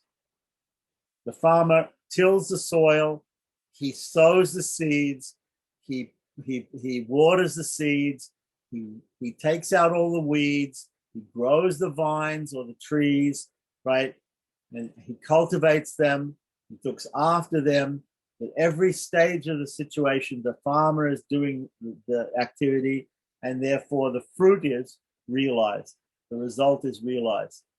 The result in this case is not being spoken about moksha. The result here is being talked about surrender. Surrender is a result. The surrender to the Lord, which leads to moksha, that is the result. Right? That is a result. The cause is the Lord. So, such being the case, he says that one must think of this acceptance as worthless. Right? One must think of this surrender to the Lord as worthless. My effort, however meager it is worthless, because it is not my effort. It is the Lord's effort. The Lord is the cause. And therefore, if I think it's my effort, that is useless. That thought that it is my effort is useless. That being the case, he says that one must think of this acceptance as worthless. The acceptance itself is not worthless, to be clear, right? The Saranagati, the property to the Lord, is not worthless, right? But it is being done by the Lord himself, right? We are not doing it. If we think it is our effort, that is useless. That thought is useless. To think that it's our own effort. So let's see if what P.B. Nangacharya says about that one.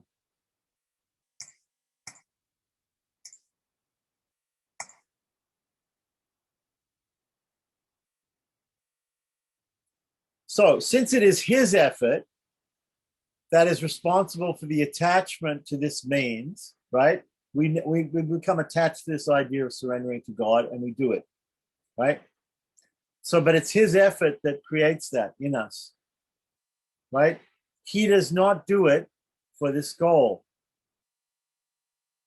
Even if this surrender is not done, it is to be understood that he, who is focused on the upliftment of the Chaitanya of the living being, would give what that Chaitanya needs and remove what he doesn't.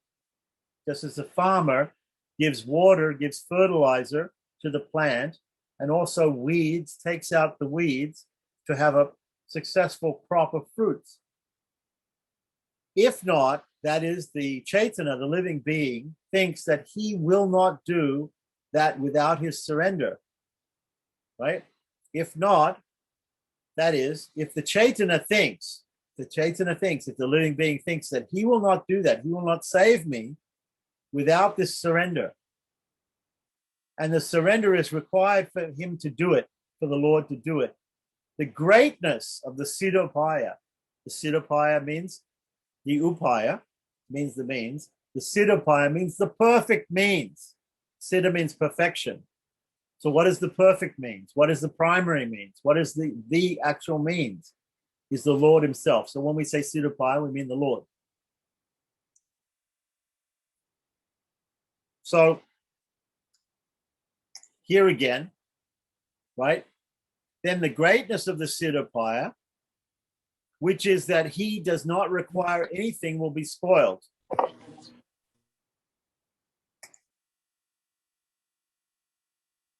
So the greatness, so once again, if the living being thinks that I have to, that he will not save me unless I make this surrender, and that this surrender is required of me, or that I have to call upon the Lord to save me, for him to save me, right?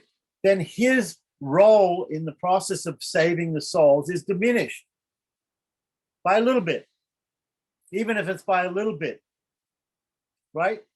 The mother monkey cannot save the baby if the baby doesn't hang on. The baby has to make a minute effort and hang on to the back of the mother. Then only the mother can save the baby. Vedanta Deshika says, if you don't call on the Lord to save you, he will not save you.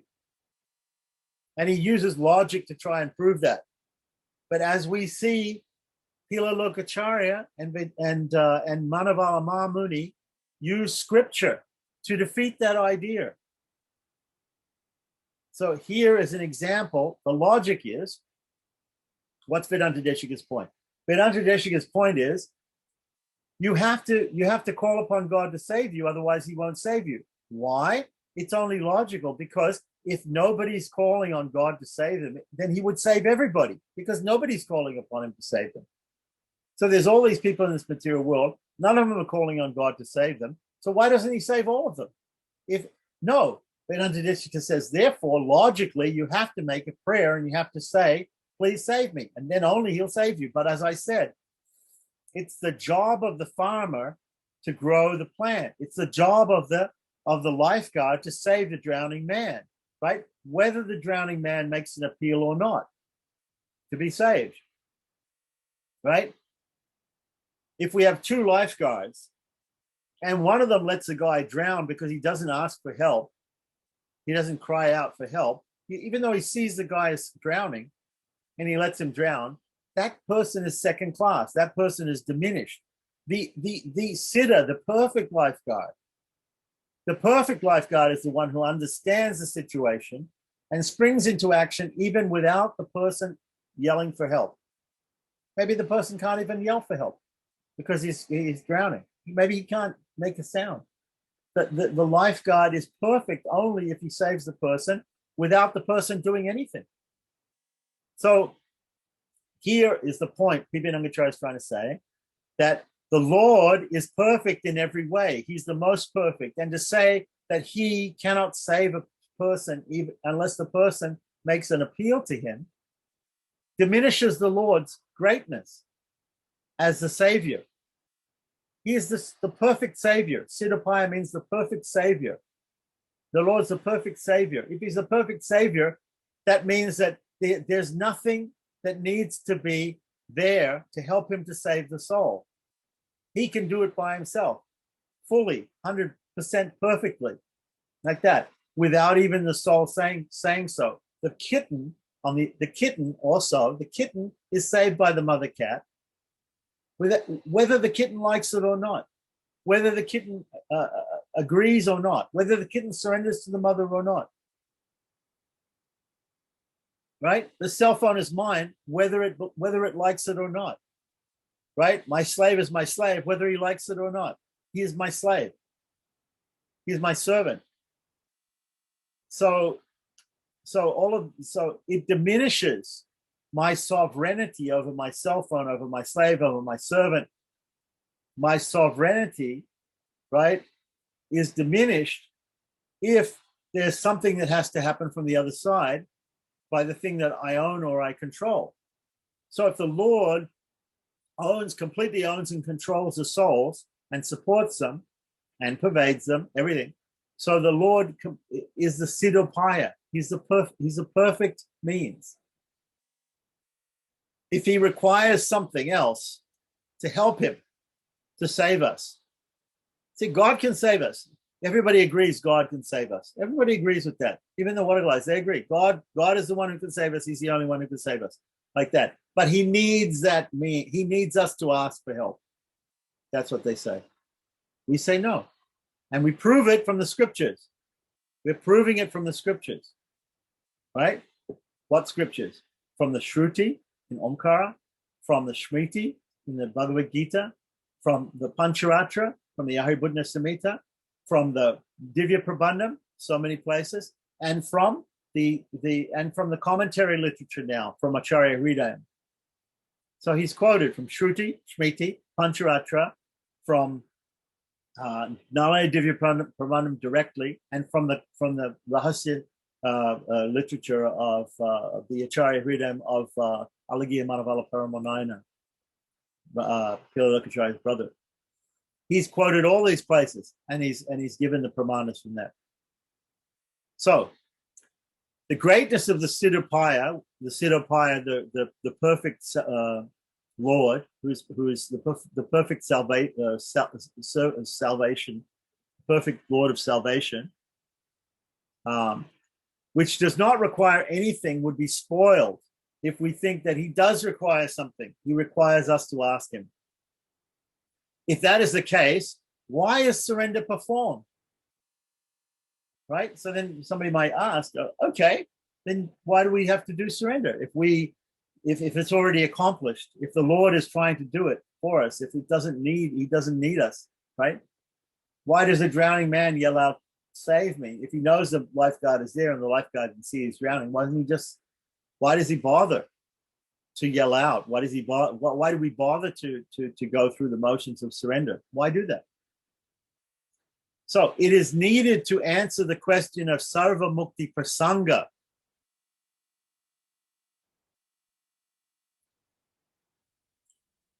This is answering Vedanta Deshika's point. Vedanta Deshika says logically, you need to surrender to the Lord. You need to appeal to the Lord to save you. Saying, why do Tengalais do property? Why do Tengalais go through the system and do Panchasamskar? And why do we talk about performing property, performing Sharanagati? Why do we talk about it? What if the whole idea is that the Lord's going to do it anyway, right? He's going to save us anyway. Then why do we talk about property at all? Why bother talking about property?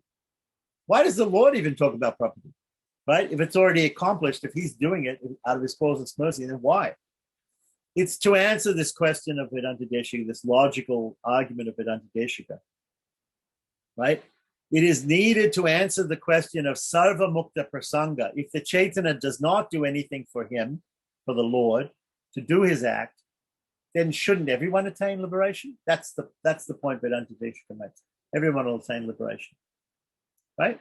Because if nobody needs to do anything, or nobody needs, in fact, actually nobody needs actually to do anything. That's what the Tengalai Acharyas are saying. Then why do we do it? Why do we do property? Why do we do these things? Because to show others, right? To encourage others, right? And to answer this question, to answer this logical question of Vedanta Deshika is that everybody would attain liberation. Everybody will attain liberation, actually, if you think about it, ultimately, because we're all eternal. Eventually, everybody will attain liberation. So, this act, right, since he is not an Achetana, it is needed so that the Chaitanya, or the living being, does not become confused as to why he, the Lord, who did not protect him for so long, will do that now.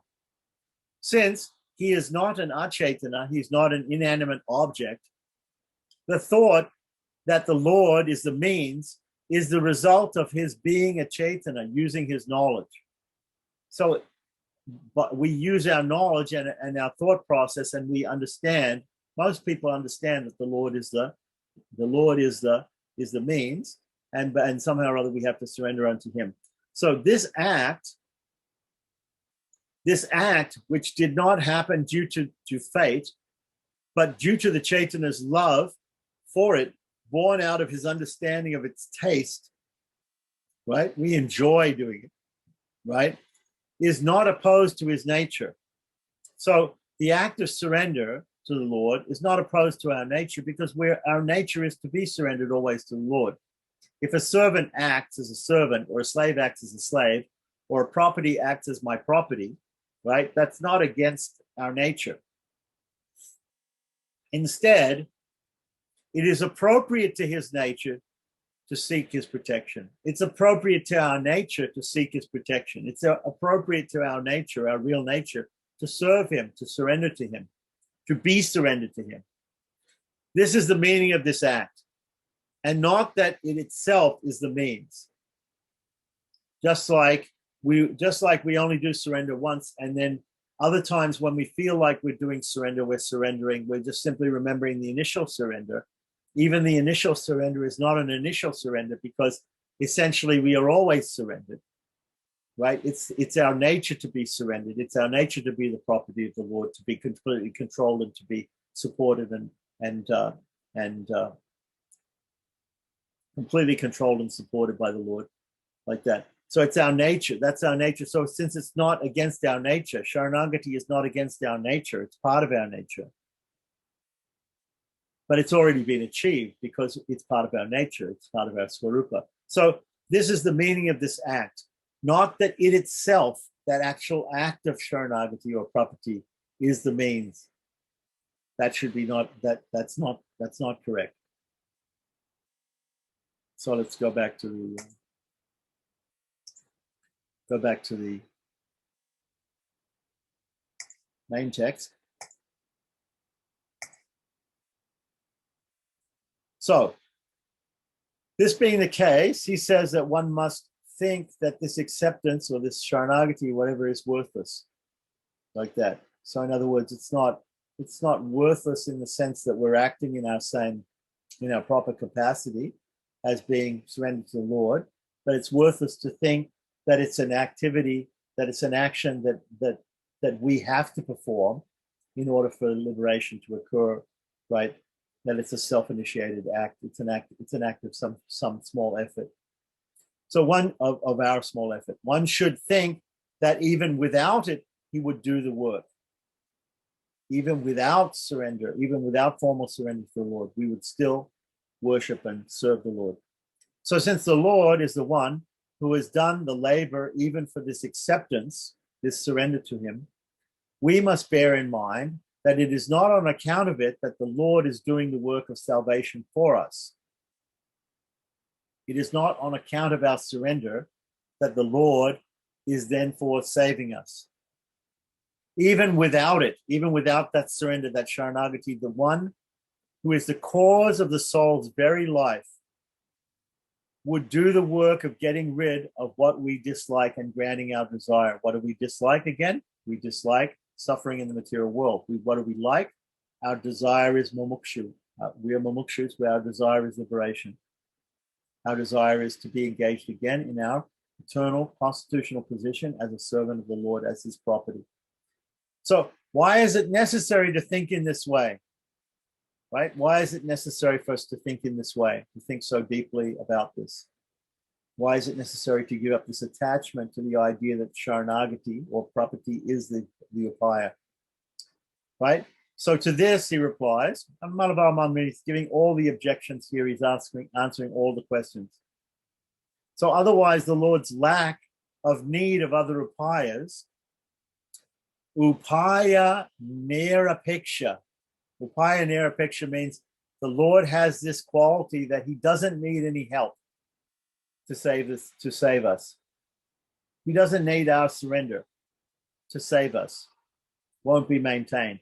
So in other words, the Lord is Siddhapaya. He's the perfect salvationist. He's the perfect means of salvation. He's the perfect cause of liberation. If he's the perfect cause of liberation, it means he doesn't need anything else external to him to act. He doesn't need to be asked. He doesn't need to be surrendered to for him to act and to save us. So otherwise, if he needs that, he's lacking in some way. His ability to save us is lacking.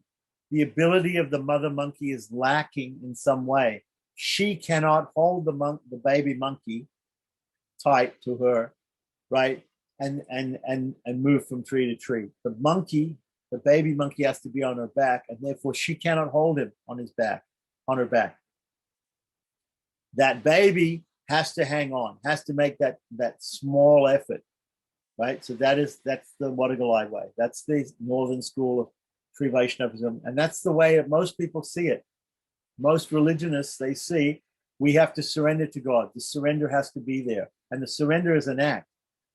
Even if they don't say, oh, we have to chant so many rounds, we have to do so many sacrifices, we have to perform so many pujas, we have to do so many acts and give up the fruits of those acts, we have to study so many scriptures, we have to do karma yoga, jnana yoga, bhakti yoga. Even if we don't have to do these incredibly difficult and long lasting and methods to perfection over many lifetimes, even if we take to a very simple method like sharanagati or prapati or surrender, still that method has to be done. That surrender has to be done. And that takes a small effort.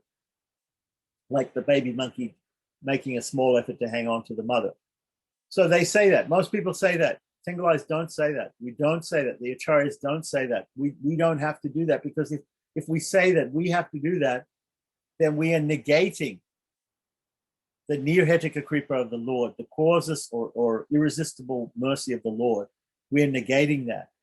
And we're saying, no, the Lord doesn't have the ability to save us without us doing anything. We have to do some small thing. And therefore, it's cooperative grace, what is called sahedika kripa. Sahedika kripa means with a cause. Mercy, the soul gets mercy, but only if the soul causes that mercy to come from God. And how is it that we cause it? We take one step towards him, he takes 1,000 steps towards us. We make a very small effort. What's that effort? That effort is surrender to him. That's what the Northern Acharya is saying. But without that small effort by us, without that surrender to him, he is completely helpless to save us unless we surrender to him. That's what they're saying. Unless we ask for his help, he cannot help us. He will not help us. That is not what the Tengalai Acharya is saying. That's not what the Southern School is saying. We are saying that he will help us. And if we say that he can't help us unless we surrender unto him, that is a lacking in him. He cannot save us. The lifeguard cannot spring into action unless the person gives a signal or asks for help or yells out, please help me. If we're saying that, we're saying there's something deficient in that lifeguard, that he cannot recognize the fact that we're drowning without us saying or appealing for help and save us. He is not the perfect lifeguard, and therefore, this is a slight against God. What these other religionists believe, up to and including the Wadagalai Acharyas and Vedanta Deshika, what they believe, according to the Tengalais, it is a slight against God. It is saying that he cannot do that thing, right? You say, you have this argument with people all the time. They say, can God do this? God can do anything. He can therefore save us without us even surrendering to him, right? If you say that to a Wadagalai, if you say that to the Vedanta Deshika, he'll say, no, he cannot. He cannot save us unless we ask for help, unless we surrender to him. It is that sign, and he says that's logical. That is only logical because otherwise everybody would be saved. We don't say that. We don't agree with that. We completely reject that as a slight towards God, as a taking down of his supreme position of being able to save us. The mother cat doesn't need the permission of the kitten to pick it up and save it. So otherwise his quality, right? Remember, he has ananta kalyana gunas. He has unlimited supremely auspicious qualities. One of these supremely auspicious qualities is that he doesn't need anything else than himself. He alone can save us. He alone can save us without anything from us, even acceptance of being saved by us. If rather than thinking that the work would be done even without it, we suppose that this acceptance is also needed. If we think, as the Wadagais and as all other religionists think, if we think that this acceptance is also needed for him to do the work, what's the work? To save us, right? Then the upaya, meaning the Lord, the upaya's lack, the Lord's lack of need for other aids will not be maintained. We'll say that the Lord can certainly give us liberation, but he needs us to ask for it first. If we don't ask for it, he can't give it to us. That is not correct. He can save us, and he does save us. Everything he does is to save us, is to give us liberation. And we should see him as the cause of all of that. He is the one that causes us to perform Sharanagati. Right. So, continuing on. But then, just what is the nature of this acceptance? What is the nature of this acceptance? What is the nature of this acceptance of this Sharanagati, of this property? To this, he says, this acceptance, or this Sharanagati, this property to the Lord, this surrender to the Lord, in order to resolve the problem of everybody being released. Sarva Mukta Prasanga is the problem. It's said in Sanskrit, right? The Advaitins have this problem too. The Shankaracharyas, they talk about Jivan Mukti. They say there's only one soul, right? And the soul is, we see the soul as being separate, but it's not really separate. But it's covered with illusion or ignorance, like that. When it becomes uncovered from ignorance, then it realizes that the Brahman is just one homogeneous thing, and that it's all an illusion, and actually everything is one, like that. So if I get rid of my illusion, according to Advaita, if I get rid of my illusion, all illusion should be gone. All illusion should be gone. How is it that I'm an illusion over here, and there's somebody else over there who's a Jivan Mukta, who's freed himself from illusion in Advaita? Complete nonsense understanding. They have no idea what they're saying. They're saying everybody is one, but one part of me is realized, is a Jivan Mukta, is liberated in this body, and another part of me is not. How is that? How is that possible? If I'm you and you are me and we're all one, right? Then when the one I has that realization of oneness, everybody should have the realization of oneness. So that's a problem in Advaita also. So that same problem, in another way, is there in the Wadagai's ideas, in the northern Charyas' ideas, and in all other religionists, their ideas. The same problem is there. They say the same problem is there.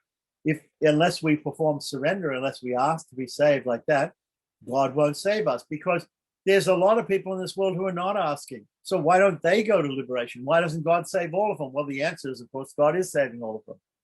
God is saving everybody. As I said in the Bhagavad-Gita, everyone follows my path in all respects. So everybody's being saved by God. Everybody's on the stage. All the actors are being controlled and supported by the director and the producer of the play. They're all ultimately meant to, when the play is over, to go off stage and to all be friends and to all act in their original relationships outside of the characters that they play on stage, right? But what is the means? Why is Sharanagati or property said to be the means? Right? It's to solve this idea of Sarva Mukta Prasanga, so that all living beings would be liberated. For the purpose of mental peace, okay, so in order to resolve the problem of everybody being released, Sarva Mukta Prasanga, for the purpose of mental peace, an effect of sentience right? Because we are sentient beings, and when we start to think about these matters, it makes sense to us that we should surrender to the Lord. Why? Because it's our original nature. It's not against our original nature. It's exactly in tune with our original nature. So it feels natural to us, right? When we think about it. Does voluntary raga prapta, right? Done voluntarily. It's done voluntarily, right? Established in the soul's nature is what I said. It's already part of our nature, and demonstrated, and a demonstration of non-rejection. So it's a sham in a sense. Sharanagati or property is a sham in a sense, because it goes towards our original nature. It goes along with our original nature. It's absolutely logical and acceptable according to our intelligence. When it's described to us, this is the process. It makes sense, right? So this is the point, that why then preach about Sharanagati? Why preach about because this can be, the different religionists can say to you, including the Vadagalaya-acharyas, they can say to you, well, there's all these problems, right? There's all these issues. So can you speak to all these issues? So this acceptance is a way to remove the sarva mukta prasanga, the actual Sharanagati, which states that since there is nothing required on our part, when the Lord brings about salvation, everyone should be released from samsara. It is a way to bring peace to the mind of the Chaitanya, right? And keep him from being disturbed by wondering what is the basis for thinking that one who was not saved, who has not saved us for so long, will save us today. In other words, we should have faith. This is part of one of the limbs of Sharanagati or property, is that one should have faith. So it gives us more faith to tell us that you've done property and and therefore you'll be saved. We don't need that faith, actually, right? That faith is not necessary for us to be saved, right? The cell phone doesn't have to have faith that it belongs to me. It belongs to me, right? It's its nature to belong to me, right? The slave may have faith that he's owned or not owned. It doesn't matter. He's a slave. He's a servant, right?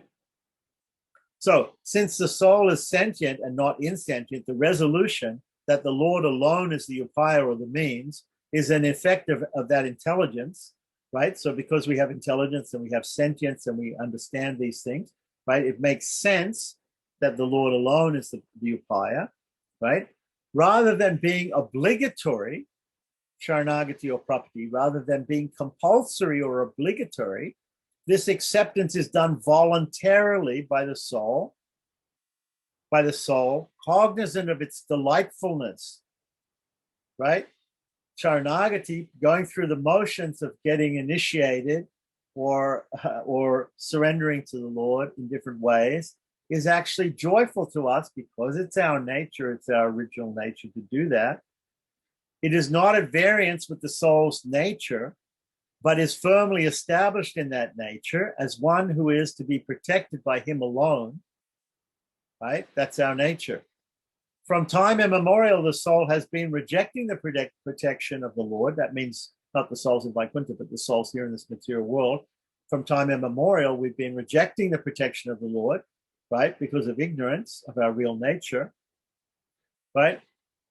Protecting the protection of the Lord offers by trying to protect himself. This acceptance shows that he has given that up. So that also is a sign that shows that we have given up that idea. So if we just passively accept the liberation the Lord offers to us, that's an example. We're not fighting against it. We're trying to save ourselves. Sometimes somebody is doing something. They're trying to do something when it can be done by you very easily. They're struggling hard to do it. If you just say, stop doing that. You don't know how to do it. Here, I'll do it. It's done. Like that. The Lord is the only one who can give liberation. So we have to stop struggling for it, struggling for liberation, just like the drowning man is struggling and he's drowning. Because he's struggling, he's drowning. So stop struggling the Tengalaya Acharyas are including in this struggling, even performing property, even if we think that property is the means, that is a struggle, right? That's just a minor struggle. We should give up even that struggle. After this, he reveals that the Lord does prior to the word, that the Lord does prior to the word mum, and what he does here, what the Lord does prior to the word mum, and what he does here. So prior to the word mum, what was it? We had sarva dhammam paritaja, abandon of varieties of religion, right? That's what came before mum, right? And then what he does here in ekam, in the word ekam. So let's go back and let's do a little bit more Pibyanamacharya. So previously, by saying, okay, this is going into the next point. So we should probably just go back to the original here, and I think we can leave it here because what we're doing is we're getting into now talking about aspects. We're going to go back and talk about sarva dhammam paritaja and what the Lord does when we make that declaration that we abandon all, or we actually have abandoned all varieties of self-initiated means. And then now, when we come to the realization that the Lord is with the word ekam, that he is alone is the means, right? So this is the next point. So I think we can leave it here at this point. So up until this point, he's explained the meaning of the word ekam, and there are many meanings there. And he's also given many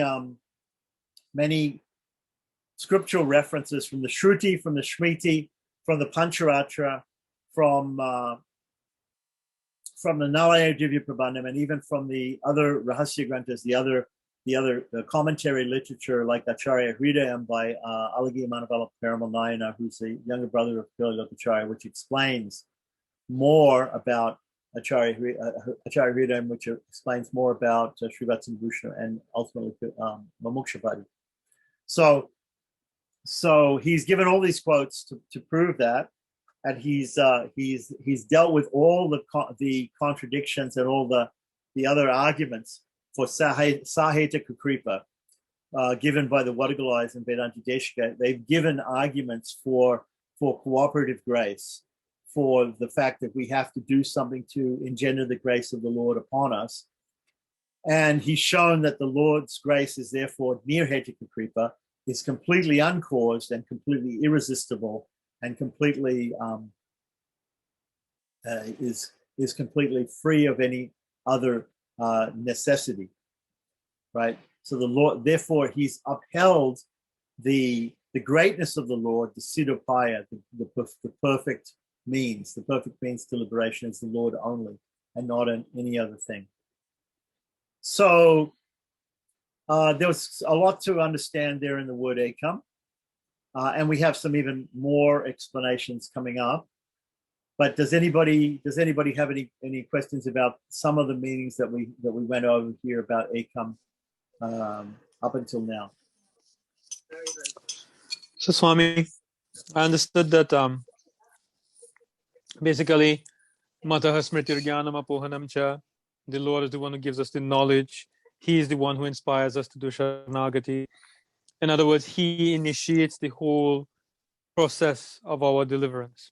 And this is the total Tengalai view. But and I know you probably, isn't it that we still have to realize it? Isn't it that he makes us realize it?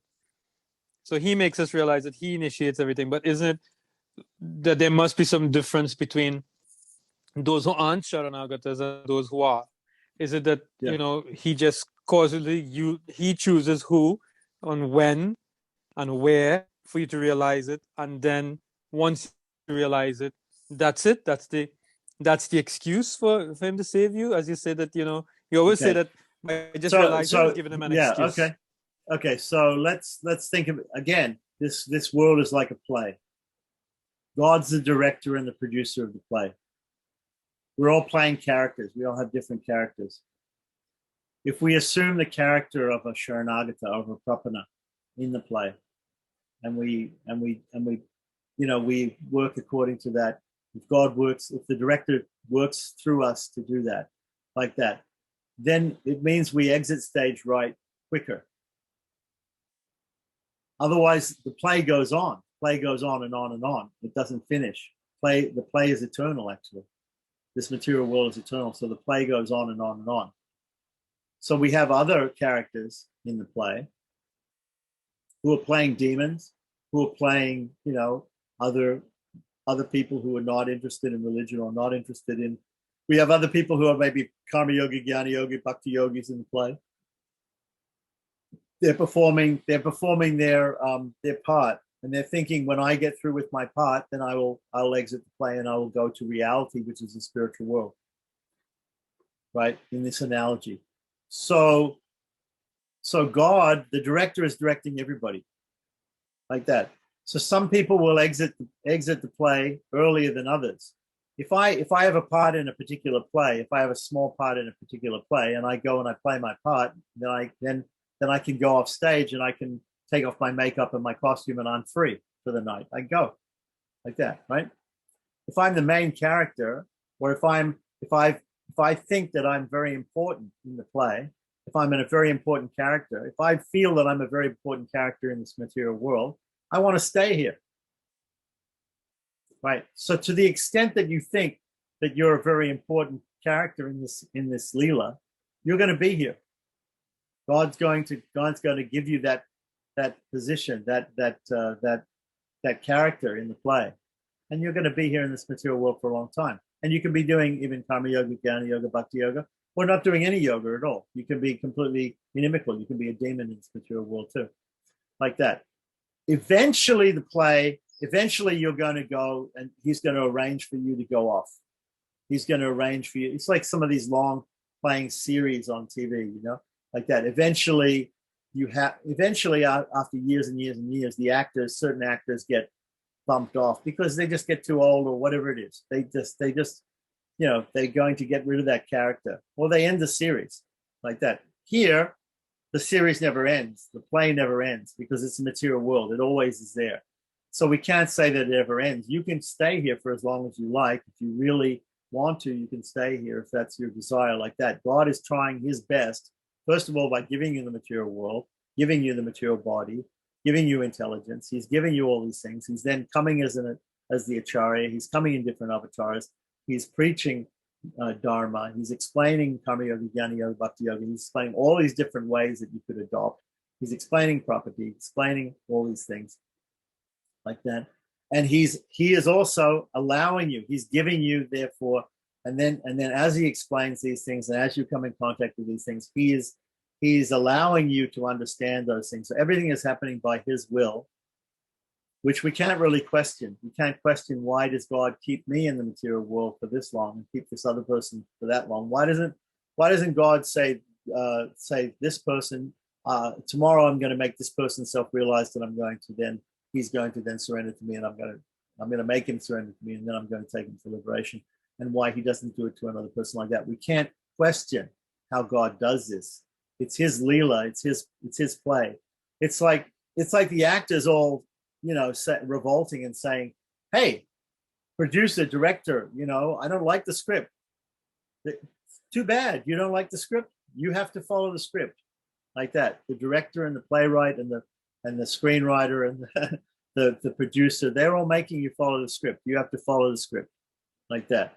Now, okay, there's this argument about, okay, then why doesn't everybody get liberated immediately all the time? No, everybody's going to be liberated, right? Our understanding is that everybody's going to be liberated because our nature is to be servants of the Lord and to be worshiping him and offering him service eternally, right? So that's our nature. So we will attain that nature fully at some point, like that.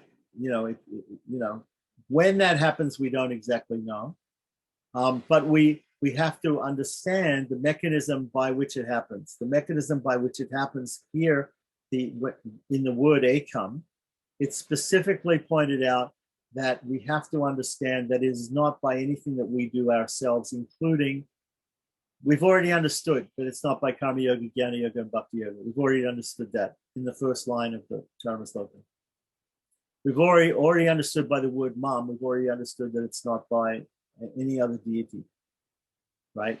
Not by Shiva, not by Brahma, not by Devi, not even by Mahalakshmi, whatever it is. It's only by the Lord, right? The Lord and the Lord alone, right, is the applier. And then we've understood in Ekam, we've understood it's not even by any of our own efforts. Even if we think that Sharanagati or property is an effort that we make, it's not an effort that we make. It's an effort that God makes us do. Everything God makes us do. The Tengalaya Acharyas are very deterministic here, right? There's this argument in philosophy between free will and determinism. Okay, so free will, as much as we have free will, therefore, as if we say the more we say we have free will and we have power, the more we diminish God's power. God, because the Tengalaya see that God has, the Tengalaya Acharyas see that God has ultimate power. He has the most power. His power is perfect. If his power is perfect, it cannot have any defect. Something which is perfect by nature does not have any defect. God is perfect, therefore he has no defect. Therefore he's all powerful. All powerful means that there is nothing which is lacking in his power. His power can do anything. In fact, his power does everything. Right. So in a sense, it's only in a sense really that we have any independence at all or any free will at all. Like it's also like saying cell phone has free will. Cell phone doesn't have free will. The object. This is why in Sri Vachanabhushana, he also said that we should think that we are like the insentient, inanimate object which belongs to the Lord. So whereas many other religionists and things, they'll say, yeah, we're sons of God, we're servants of God, we're like that. The Tengalaya position is more that we're just more like a piece of God's property. We really don't have a choice in it. Like that. That's our philosophy. So if you don't like that philosophy, if you don't like that idea, if you rebel against that idea, if you think, no, I have a choice and I can make that choice, and therefore I must make that choice in order to be saved. I must ask in order to be saved. And that's whatever life philosophy. That's fine. If you want to follow that, fine. There's no problem. Then perhaps God is making you follow that. Right? The Tengalayas would say, okay, that's your understanding, that's your belief, that's your philosophy. God is making you to believe that. So our point is, do you have a choice? Do you have a choice to believe in one way or the other way? So, people are rebelling here. Vedanta Deshika and different people, they're saying, no, we have a choice and we have to make that choice and we have to ask God to save us and everything like that. Right? So we're going to do that. That's what we're going to do. We have free will. We have this minute independence and we're going to use it like that. And the Tengalayas are saying, yeah, who gave you that minute independence? Who caused you to have that minute independence? You think you have minute independence. What does that mean? Are you actually independent? Are you actually even independent in any way, shape, or form? You think you have a choice, right? It's door number 1, door number 2, door number 3. You get the choice. You don't get the choice. That's what we're saying. You do not get the choice. God is going to choose for you. He's the ultimate cause of the choice. That's what he's saying. It's totally deterministic. Totally. Like that. And if you say, no, I don't accept that, then I say, okay, that's what God's making you believe. Right? And if God's making you believe like that, then you follow that.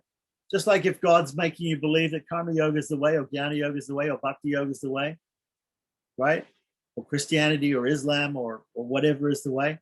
God's making you believe that. So go ahead, you do that. Because that's what you believe. And who's making you believe that? God. He's the cause of all causes. He's the cause of all of that. So the Tengalaya explanation, right, is the ultimate explanation. It has to be.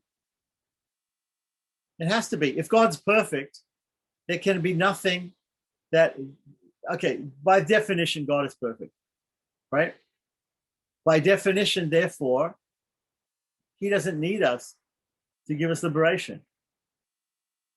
Therefore, if we think that we have independence in any way, shape, or form, that's wrong. Okay, so we have something, yeah. So you say that with all that, with that all said and done, right? Then what is the need, Swami, for a mediatrix? Is it that the goddess? I'm just going to mute you, unless you have something to say, right? Then what is the need, Swami, for a mediatrix? Is it that goddess Shri just then plays a part of to sweeten the whole Leela? Everything is Leela. So her mediation is just the Leela also. Do we need her? So ultimately, we don't need anything but God. That's what we're saying. If we say that we need Mahalakshmi, we say that. If we say that we need Mahalakshmi to mediate on behalf of the souls and everything like that, but ultimately again, we don't need it. God himself is providing Mahalakshmi for us as a mediator. So her mediatorship is coming from God. Right? So ultimately everything is coming from God. He's controlling and he's supporting and he's creating and he's causing everything. He's causing her mediation. Right? Even in a regular situation of mediation between a person and a company or something like that, or between two companies or two people in a business deal, right? There'll be one company that the company that calls the mediation services calls for the mediator, and the mediator will come. The mediator is supposed to be impartial, but there'll be one company, one person, one party who calls for the mediator to come, calls for mediation, right? Oh, we have a problem between us. Let's have a mediation. Somebody will say that. One person will say that, right? Before the other person says. They won't both say together, "Oh, we need mediation," like that. One person will say, "Okay, I don't think we can work it out between us. Let's get mediation," like that. The Lord is the one who makes the mediator situation occur like that. And so therefore ultimately it's him who creates the fact that by approaching her the mediation becomes successful. The mediation only becomes, remember, it was also said in one part, I'm not sure whether it's here, or what if Mahalakshmi herself were to point out the faults of the souls? Well, if God wanted her to do that, she would do that. If he made her do that, she would do that. He doesn't make her do that, but so it's all up to him. It's all ultimately up to him, and he's the cause of everything, and therefore that's why we say that's our definition of how perfect he is. He's that perfect. He's that perfect that he's the perfect upaya, he's the perfect means to liberation, he's the perfect cause of liberation, right? And therefore, any detraction of that has to be given up. Any idea of detraction, we have to think like that. Now, he arranges to do it. Why does he arrange to do it in this way? Why? Why would he arrange to do it this way? Why not, if he's the creator of everything, if he causes the souls to come into existence, why doesn't he just cause all the... Why go through this whole thing to cause the souls, some souls to be rebellious against him and be in this material world, to need material bodies? Why go through all this? Why even have a play? The reason it's called a Leela is because it's enjoyable. So we could say, why have a play? Why does the producer and the director and the screenwriter and the playwright, why do they make a play? It's enjoyable. They enjoy it. So this is God's Leela. This is what he does. We can't question why he does it this way. We can't question why he does it this way. There's no way that we can just go along with it. We're actors in the play. We cannot question why the play exists, or why did he write it like this, or why are my lines like this? Why do I have to leave the stage at this time and come in on the stage at this time? Why do I have to wear this particular costume? Why do I have this particular character? No, we can't question that. We can get into the character. We can get into character acting. We can get into whatever character we're in, either a demon or a devotee or whatever it is in this material world like that. But that is all being impelled by the director of the play, by God.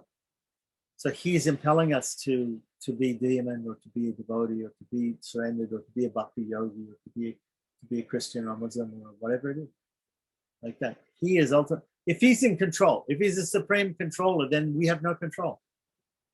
Right?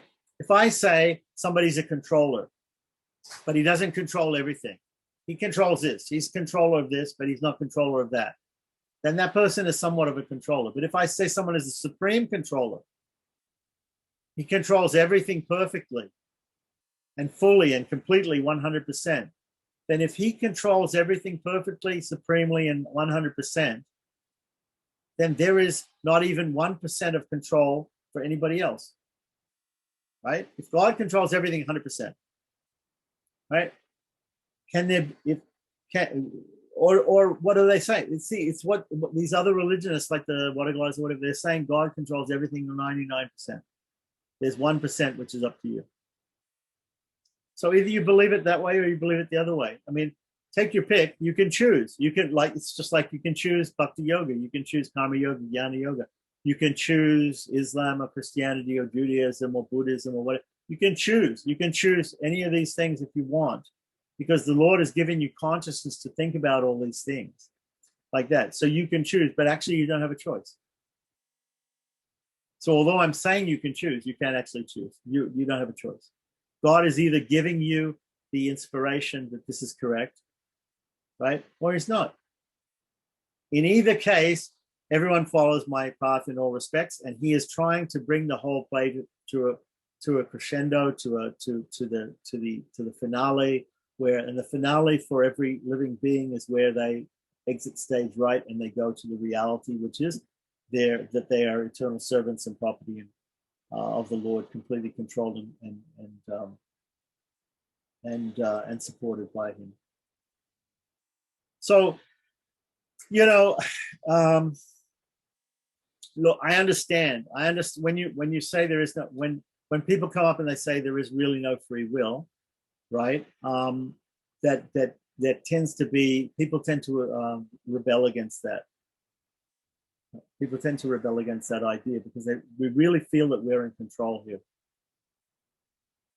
But if we analyze it philosophically, right, we're not in control. We're not even minutely in control. Everything, the two birds are there in the tree, but not a blade of grass moves without the will of the Lord. It's there in the Upanishads. So the other bird may think that he's enjoying and suffering the fruits of the tree, the punya and papa, the good and the bad in this world, but he's only being allowed to do that by the Lord. So everything's being controlled by the supreme controller. If he's a supreme controller, controls everything 100%. So this is, we're talking here about free will and determinism. And so, okay, we can have it's possible to just take this one point of free will and determinism, and it's possible to go into thousands of pages and many millions of hours of discussion about free will and determinism, about what is reality. Is there really free will? Is there really free will? What the Pancharacharya is saying here basically is that there isn't. And so, you either take that with a grain of salt and say, well, okay, what they're being, either you say that's hyperbole, or you say, yeah, I agree with that, I totally accept that. Or if you don't accept that, then God's making you not to accept that, and that's fine. I have no problem with that. So just decide. It really doesn't matter whether you believe it or you don't believe it. God's making you believe it or not believe it, right?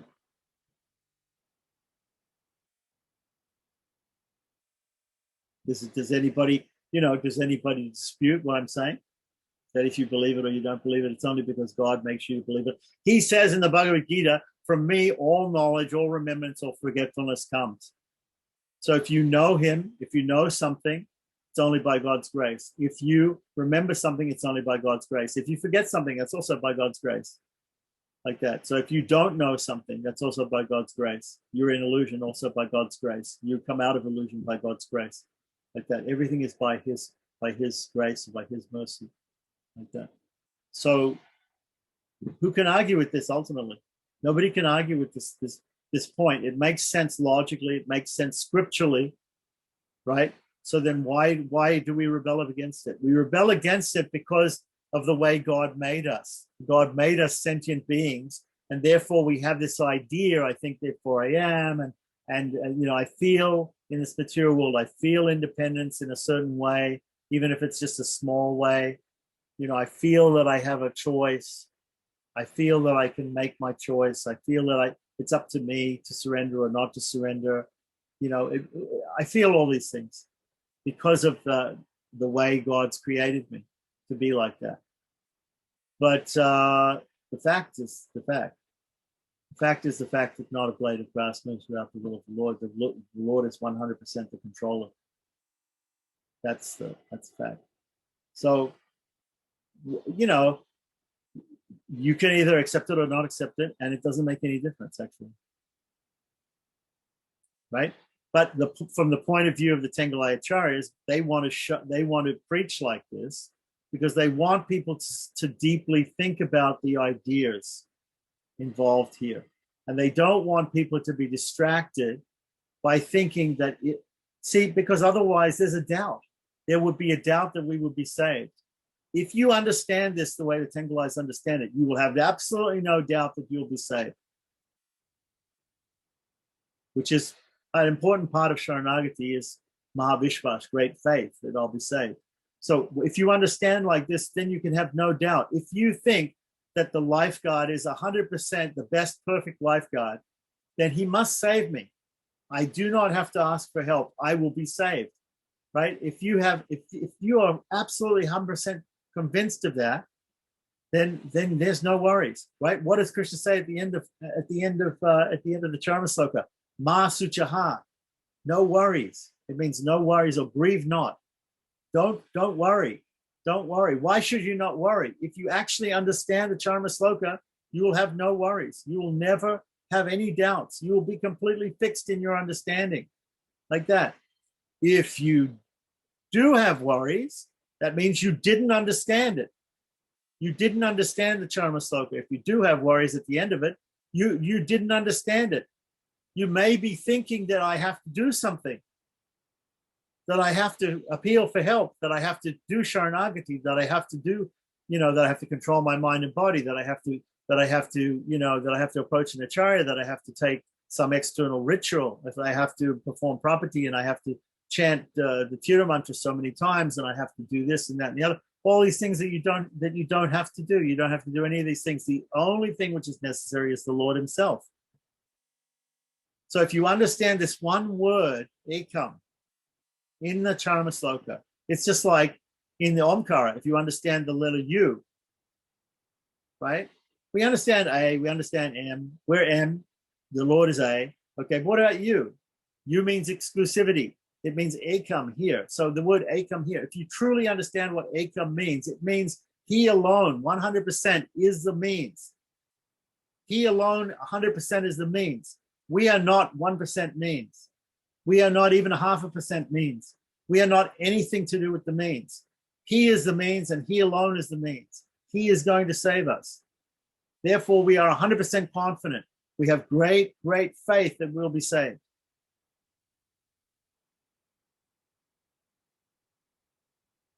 Because he's the perfect savior. If it depends upon us for any fraction, for any slight effort at all to be saved, then it means that fraction is subtracted from his perfection. We can't accept this. We can't accept it. We just don't accept it. And so that's the whole point of explaining it like this. Now, Okay, there's other arguments out there. Benedict's got his arguments. The other religionists have their arguments. The other, other religions, everybody's got their argument like that. Okay, even the atheists have their argument, whatever like that. If you're attracted by that argument, if you accept that argument, that's fine. God's allowing you to accept that argument. Go ahead, go and accept that argument. Eventually, you'll also be liberated like that. But if you accept this argument, you'll have no worries. Masu Jaha, grieve not. And that's the point of the Charma Sloka. The point of the Charma Sloka is to understand the principle, but understand the principle fully. 100% understand the principle. The principle of God being fully able and perfect, being the Siddhopaya, being the perfect means, right? So it's like baby steps. This whole thing is like baby steps, teaching the Omkara, teaching the Tira mantra, teaching the Dwaya mantra, teaching the Charma Sloka, right? Teaching Sarvadhamma Pritita, okay, that's one thing, like that. Teaching mom, teaching the meaning of that, that's another thing, like that. When we get to the word ekam, like that, it's basically over. Even this Sharanam Vraja, whatever it is like that. If you truly understand this one word, is what the Tengalaya Acharyas are saying, then you have no worries. Then Masuchaha. Okay, so okay, we could go on forever. We could go on forever about talking about free will and determinism, and we could have that argument like that.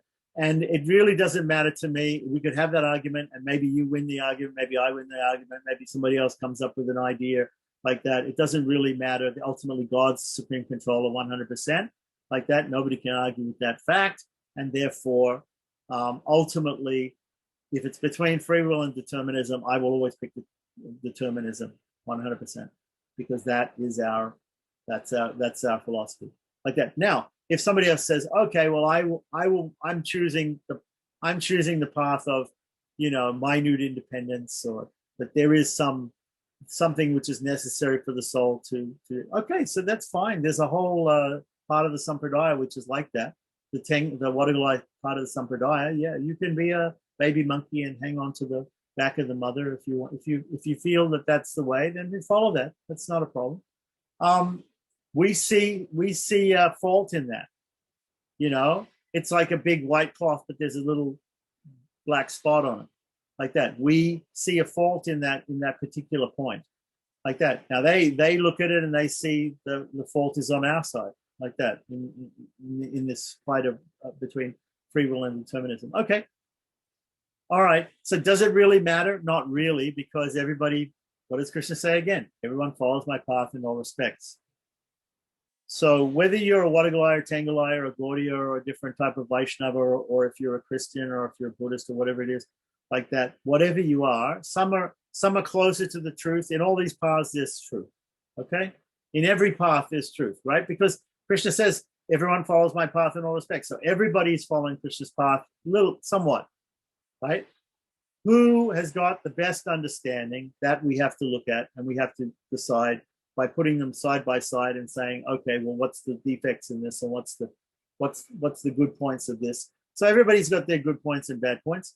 Just pick one, like that. God's going to help you pick one. God's going to make you pick one, and then you'll follow that, and that'll be it. You'll eventually also go to moksha, like that. So I know it sounds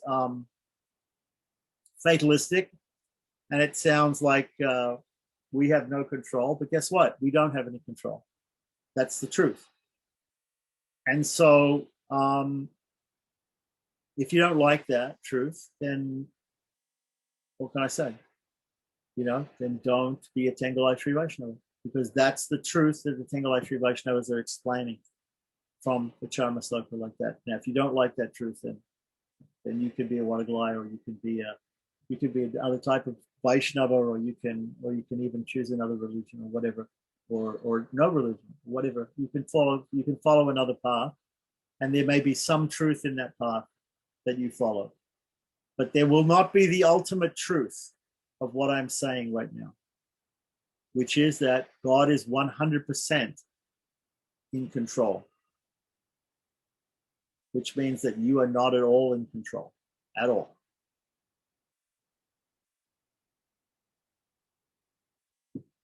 So I think we have to leave it there because we can't really go on. You get to a point and you're up against a wall, basically. And so you either believe like that or you don't believe like that. And I know, you're asking these questions, and they're good questions. They're not bad questions. Okay, well, what about we've always preached that property is the way. We've always preached that we have to go through Mahalakshmi, and Lakshmi is the way. Yeah, these are different understandings coming up to this point. And then ultimately we have to emphasize, when we talk about the word ekam, we have to emphasize. So we preach in different ways sometimes to emphasize different aspects. So when we want somebody to just act normally, we say you should control your mind, you should control your senses.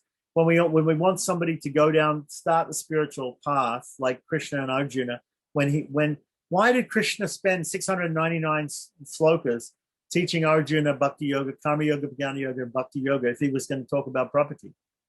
Why, if he's going to say this why, if the Charma Sloka at the end of Bhagavad-Gita says this, why did Krishna spend all that time saying all that other stuff to Arjuna? Why didn't he get straight to the point? Because different people have to be preached to in different ways. So Arjuna was affected in a particular way, and Krishna preached to him in a particular way and brought him to a particular understanding, right? Step by step. And that's what we have to do with everybody. Everybody has to be brought to this understanding step by step. But now that you're at this understanding, God is the complete controller. He's the 100% controller. He's in charge of everything, and therefore you're in charge of nothing. You're just like an inanimate object which belongs to him. That is the fact, right? I'm just saying it very clearly, so that is total determinism, God's will. He is the producer. He is the director. He is the one in charge of the play. 100%. Okay, so now up until now, we've been saying other things, and we've been saying, don't think that that's wrong. Those other things are not wrong. They're just different stages and different emphasis. We're giving different emphasis to things. So of course we want people to surrender, right? We don't want people. That's why these are called secret teachings or esoteric teachings, because if I took this teaching, look, anybody out there who's watching this, if this is the first video you're watching on Mumuksupadi, please go back and watch the first ones first, because you cannot understand this teaching until you understand those first. You first of all have to, it's graded. You have to learn step by step. And now you come to a more of a realization. Okay. So as we go on, we're going to realize more and more and more until we get to some ultimate conclusions. So now we're coming to some ultimate conclusions. Now there's more to be understood even beyond this in Sri Vachanabhushana and Acharya Hridayam, like that. But it's not going to counteract. It's not going to contradict this particular point here. This particular point here is going to stand. And it stands as a big difference between the Wadagalayas and Tengalayas, or between the Tengalayas and a lot of other groups. Okay, so this is a very basic philosophical point, free will and determinism, and it's explained by this word ekam in the Charma Sloka, and therefore it's something that we have to learn, we have to understand, and either we accept it or we don't accept it fully, and we go on from that. We can go on from that, like that. If you don't accept it, it just means that God's not letting you accept it right now. Okay, but when you do accept it, when you come to accept it, or even if you never come to accept it, that's also fine. It depends on God. It all depends on God, whether you accept it or you don't accept it. So don't worry about it too much. Okay. So if you have doubts about it, that's fine. And if you truly think that the Lord's grace is therefore caused, then you have to look for the cause. You have to look for the cause of it. If you think the cause of it is your action of your performing Sharanagati and property, then that's fine. Vedanta Deshika has a whole school out there and a whole bunch of literature that you can go and read and study, and you can follow that. Or you can maybe chart a new path, a third path, in between Wadagalai and Tengalai, like Rama Ramanujacharya, he talks about, Metgalai or something like that. So you can chart your own way if you like. I am trying to explain here what the Tengalai Acharyas are saying, what Manavala Mamuni and Piralokacharya are saying. What they're saying is very, very clear and very, very simple. God is 100% the controller You have no control whatsoever. You are like a piece of inanimate matter object. You're an inanimate object. You belong to the Lord, and you're meant only for his purposes. So he will direct you like that. That's what he's saying. And any thought that you have any sort of independence whatsoever is wrong. Okay, so that, or that you need to perform property, that you need to do something in order to attain liberation is wrong. Like that. Liberation is assured by God, 100% assured. He's the perfect lifeguard. He's the perfect mother. He's a perfect mother cat. He's going to save you. Don't worry. Even if you fight against it, right? Eventually you'll be saved. Everyone follows his path in all respects. So that's what the Acharyas are saying. Okay. And, we can either take it as hyperbole, right? Somebody can say, okay, this is just hyperbole. Okay, fine. It's an exaggeration, right? Like that. If that's what you want to believe, fine. I don't believe that. I believe what they say. This is what they say. This is very clearly what they say. They have given all the Shastra behind what they say, right? They quoted Shruti, they quoted Smriti, they quoted Pancharacharya, they quoted Narayana Divya Prabandham, and they have shown in other parts of the commentary literature of the Acharyas, esoteric literature, the Rahasya Granthas, they've shown how this is correct. And they've even given logical arguments why it's correct. So what more do you want? So if you don't accept it, if you can't realize it at this point, that's fine. I don't have a problem with that. And don't get all hung up about it that you have to accept this right now if you don't realize it. But you'll realize it. God will make you realize it or not. Doesn't matter. Okay? So I think we have to leave it there. But it will be interesting to do some other, maybe to have some other discussions where we go and we see how different religions and how different groups deal with this very, very basic philosophical problem about free will and determinism. And we could talk about it for a long time. I can't, we can't end this discussion. When you get to a point where you either realize something or you don't realize something, which is of course brought about by God, that realization, then I cannot convince somebody of that. I cannot convince somebody to be realized of a certain thing. Yeah. So I'm just presenting what's there, like that. So if it's not understandable or realizable now, or if we think it's hyperbole, or that's fine. That's fine at this point. Yeah.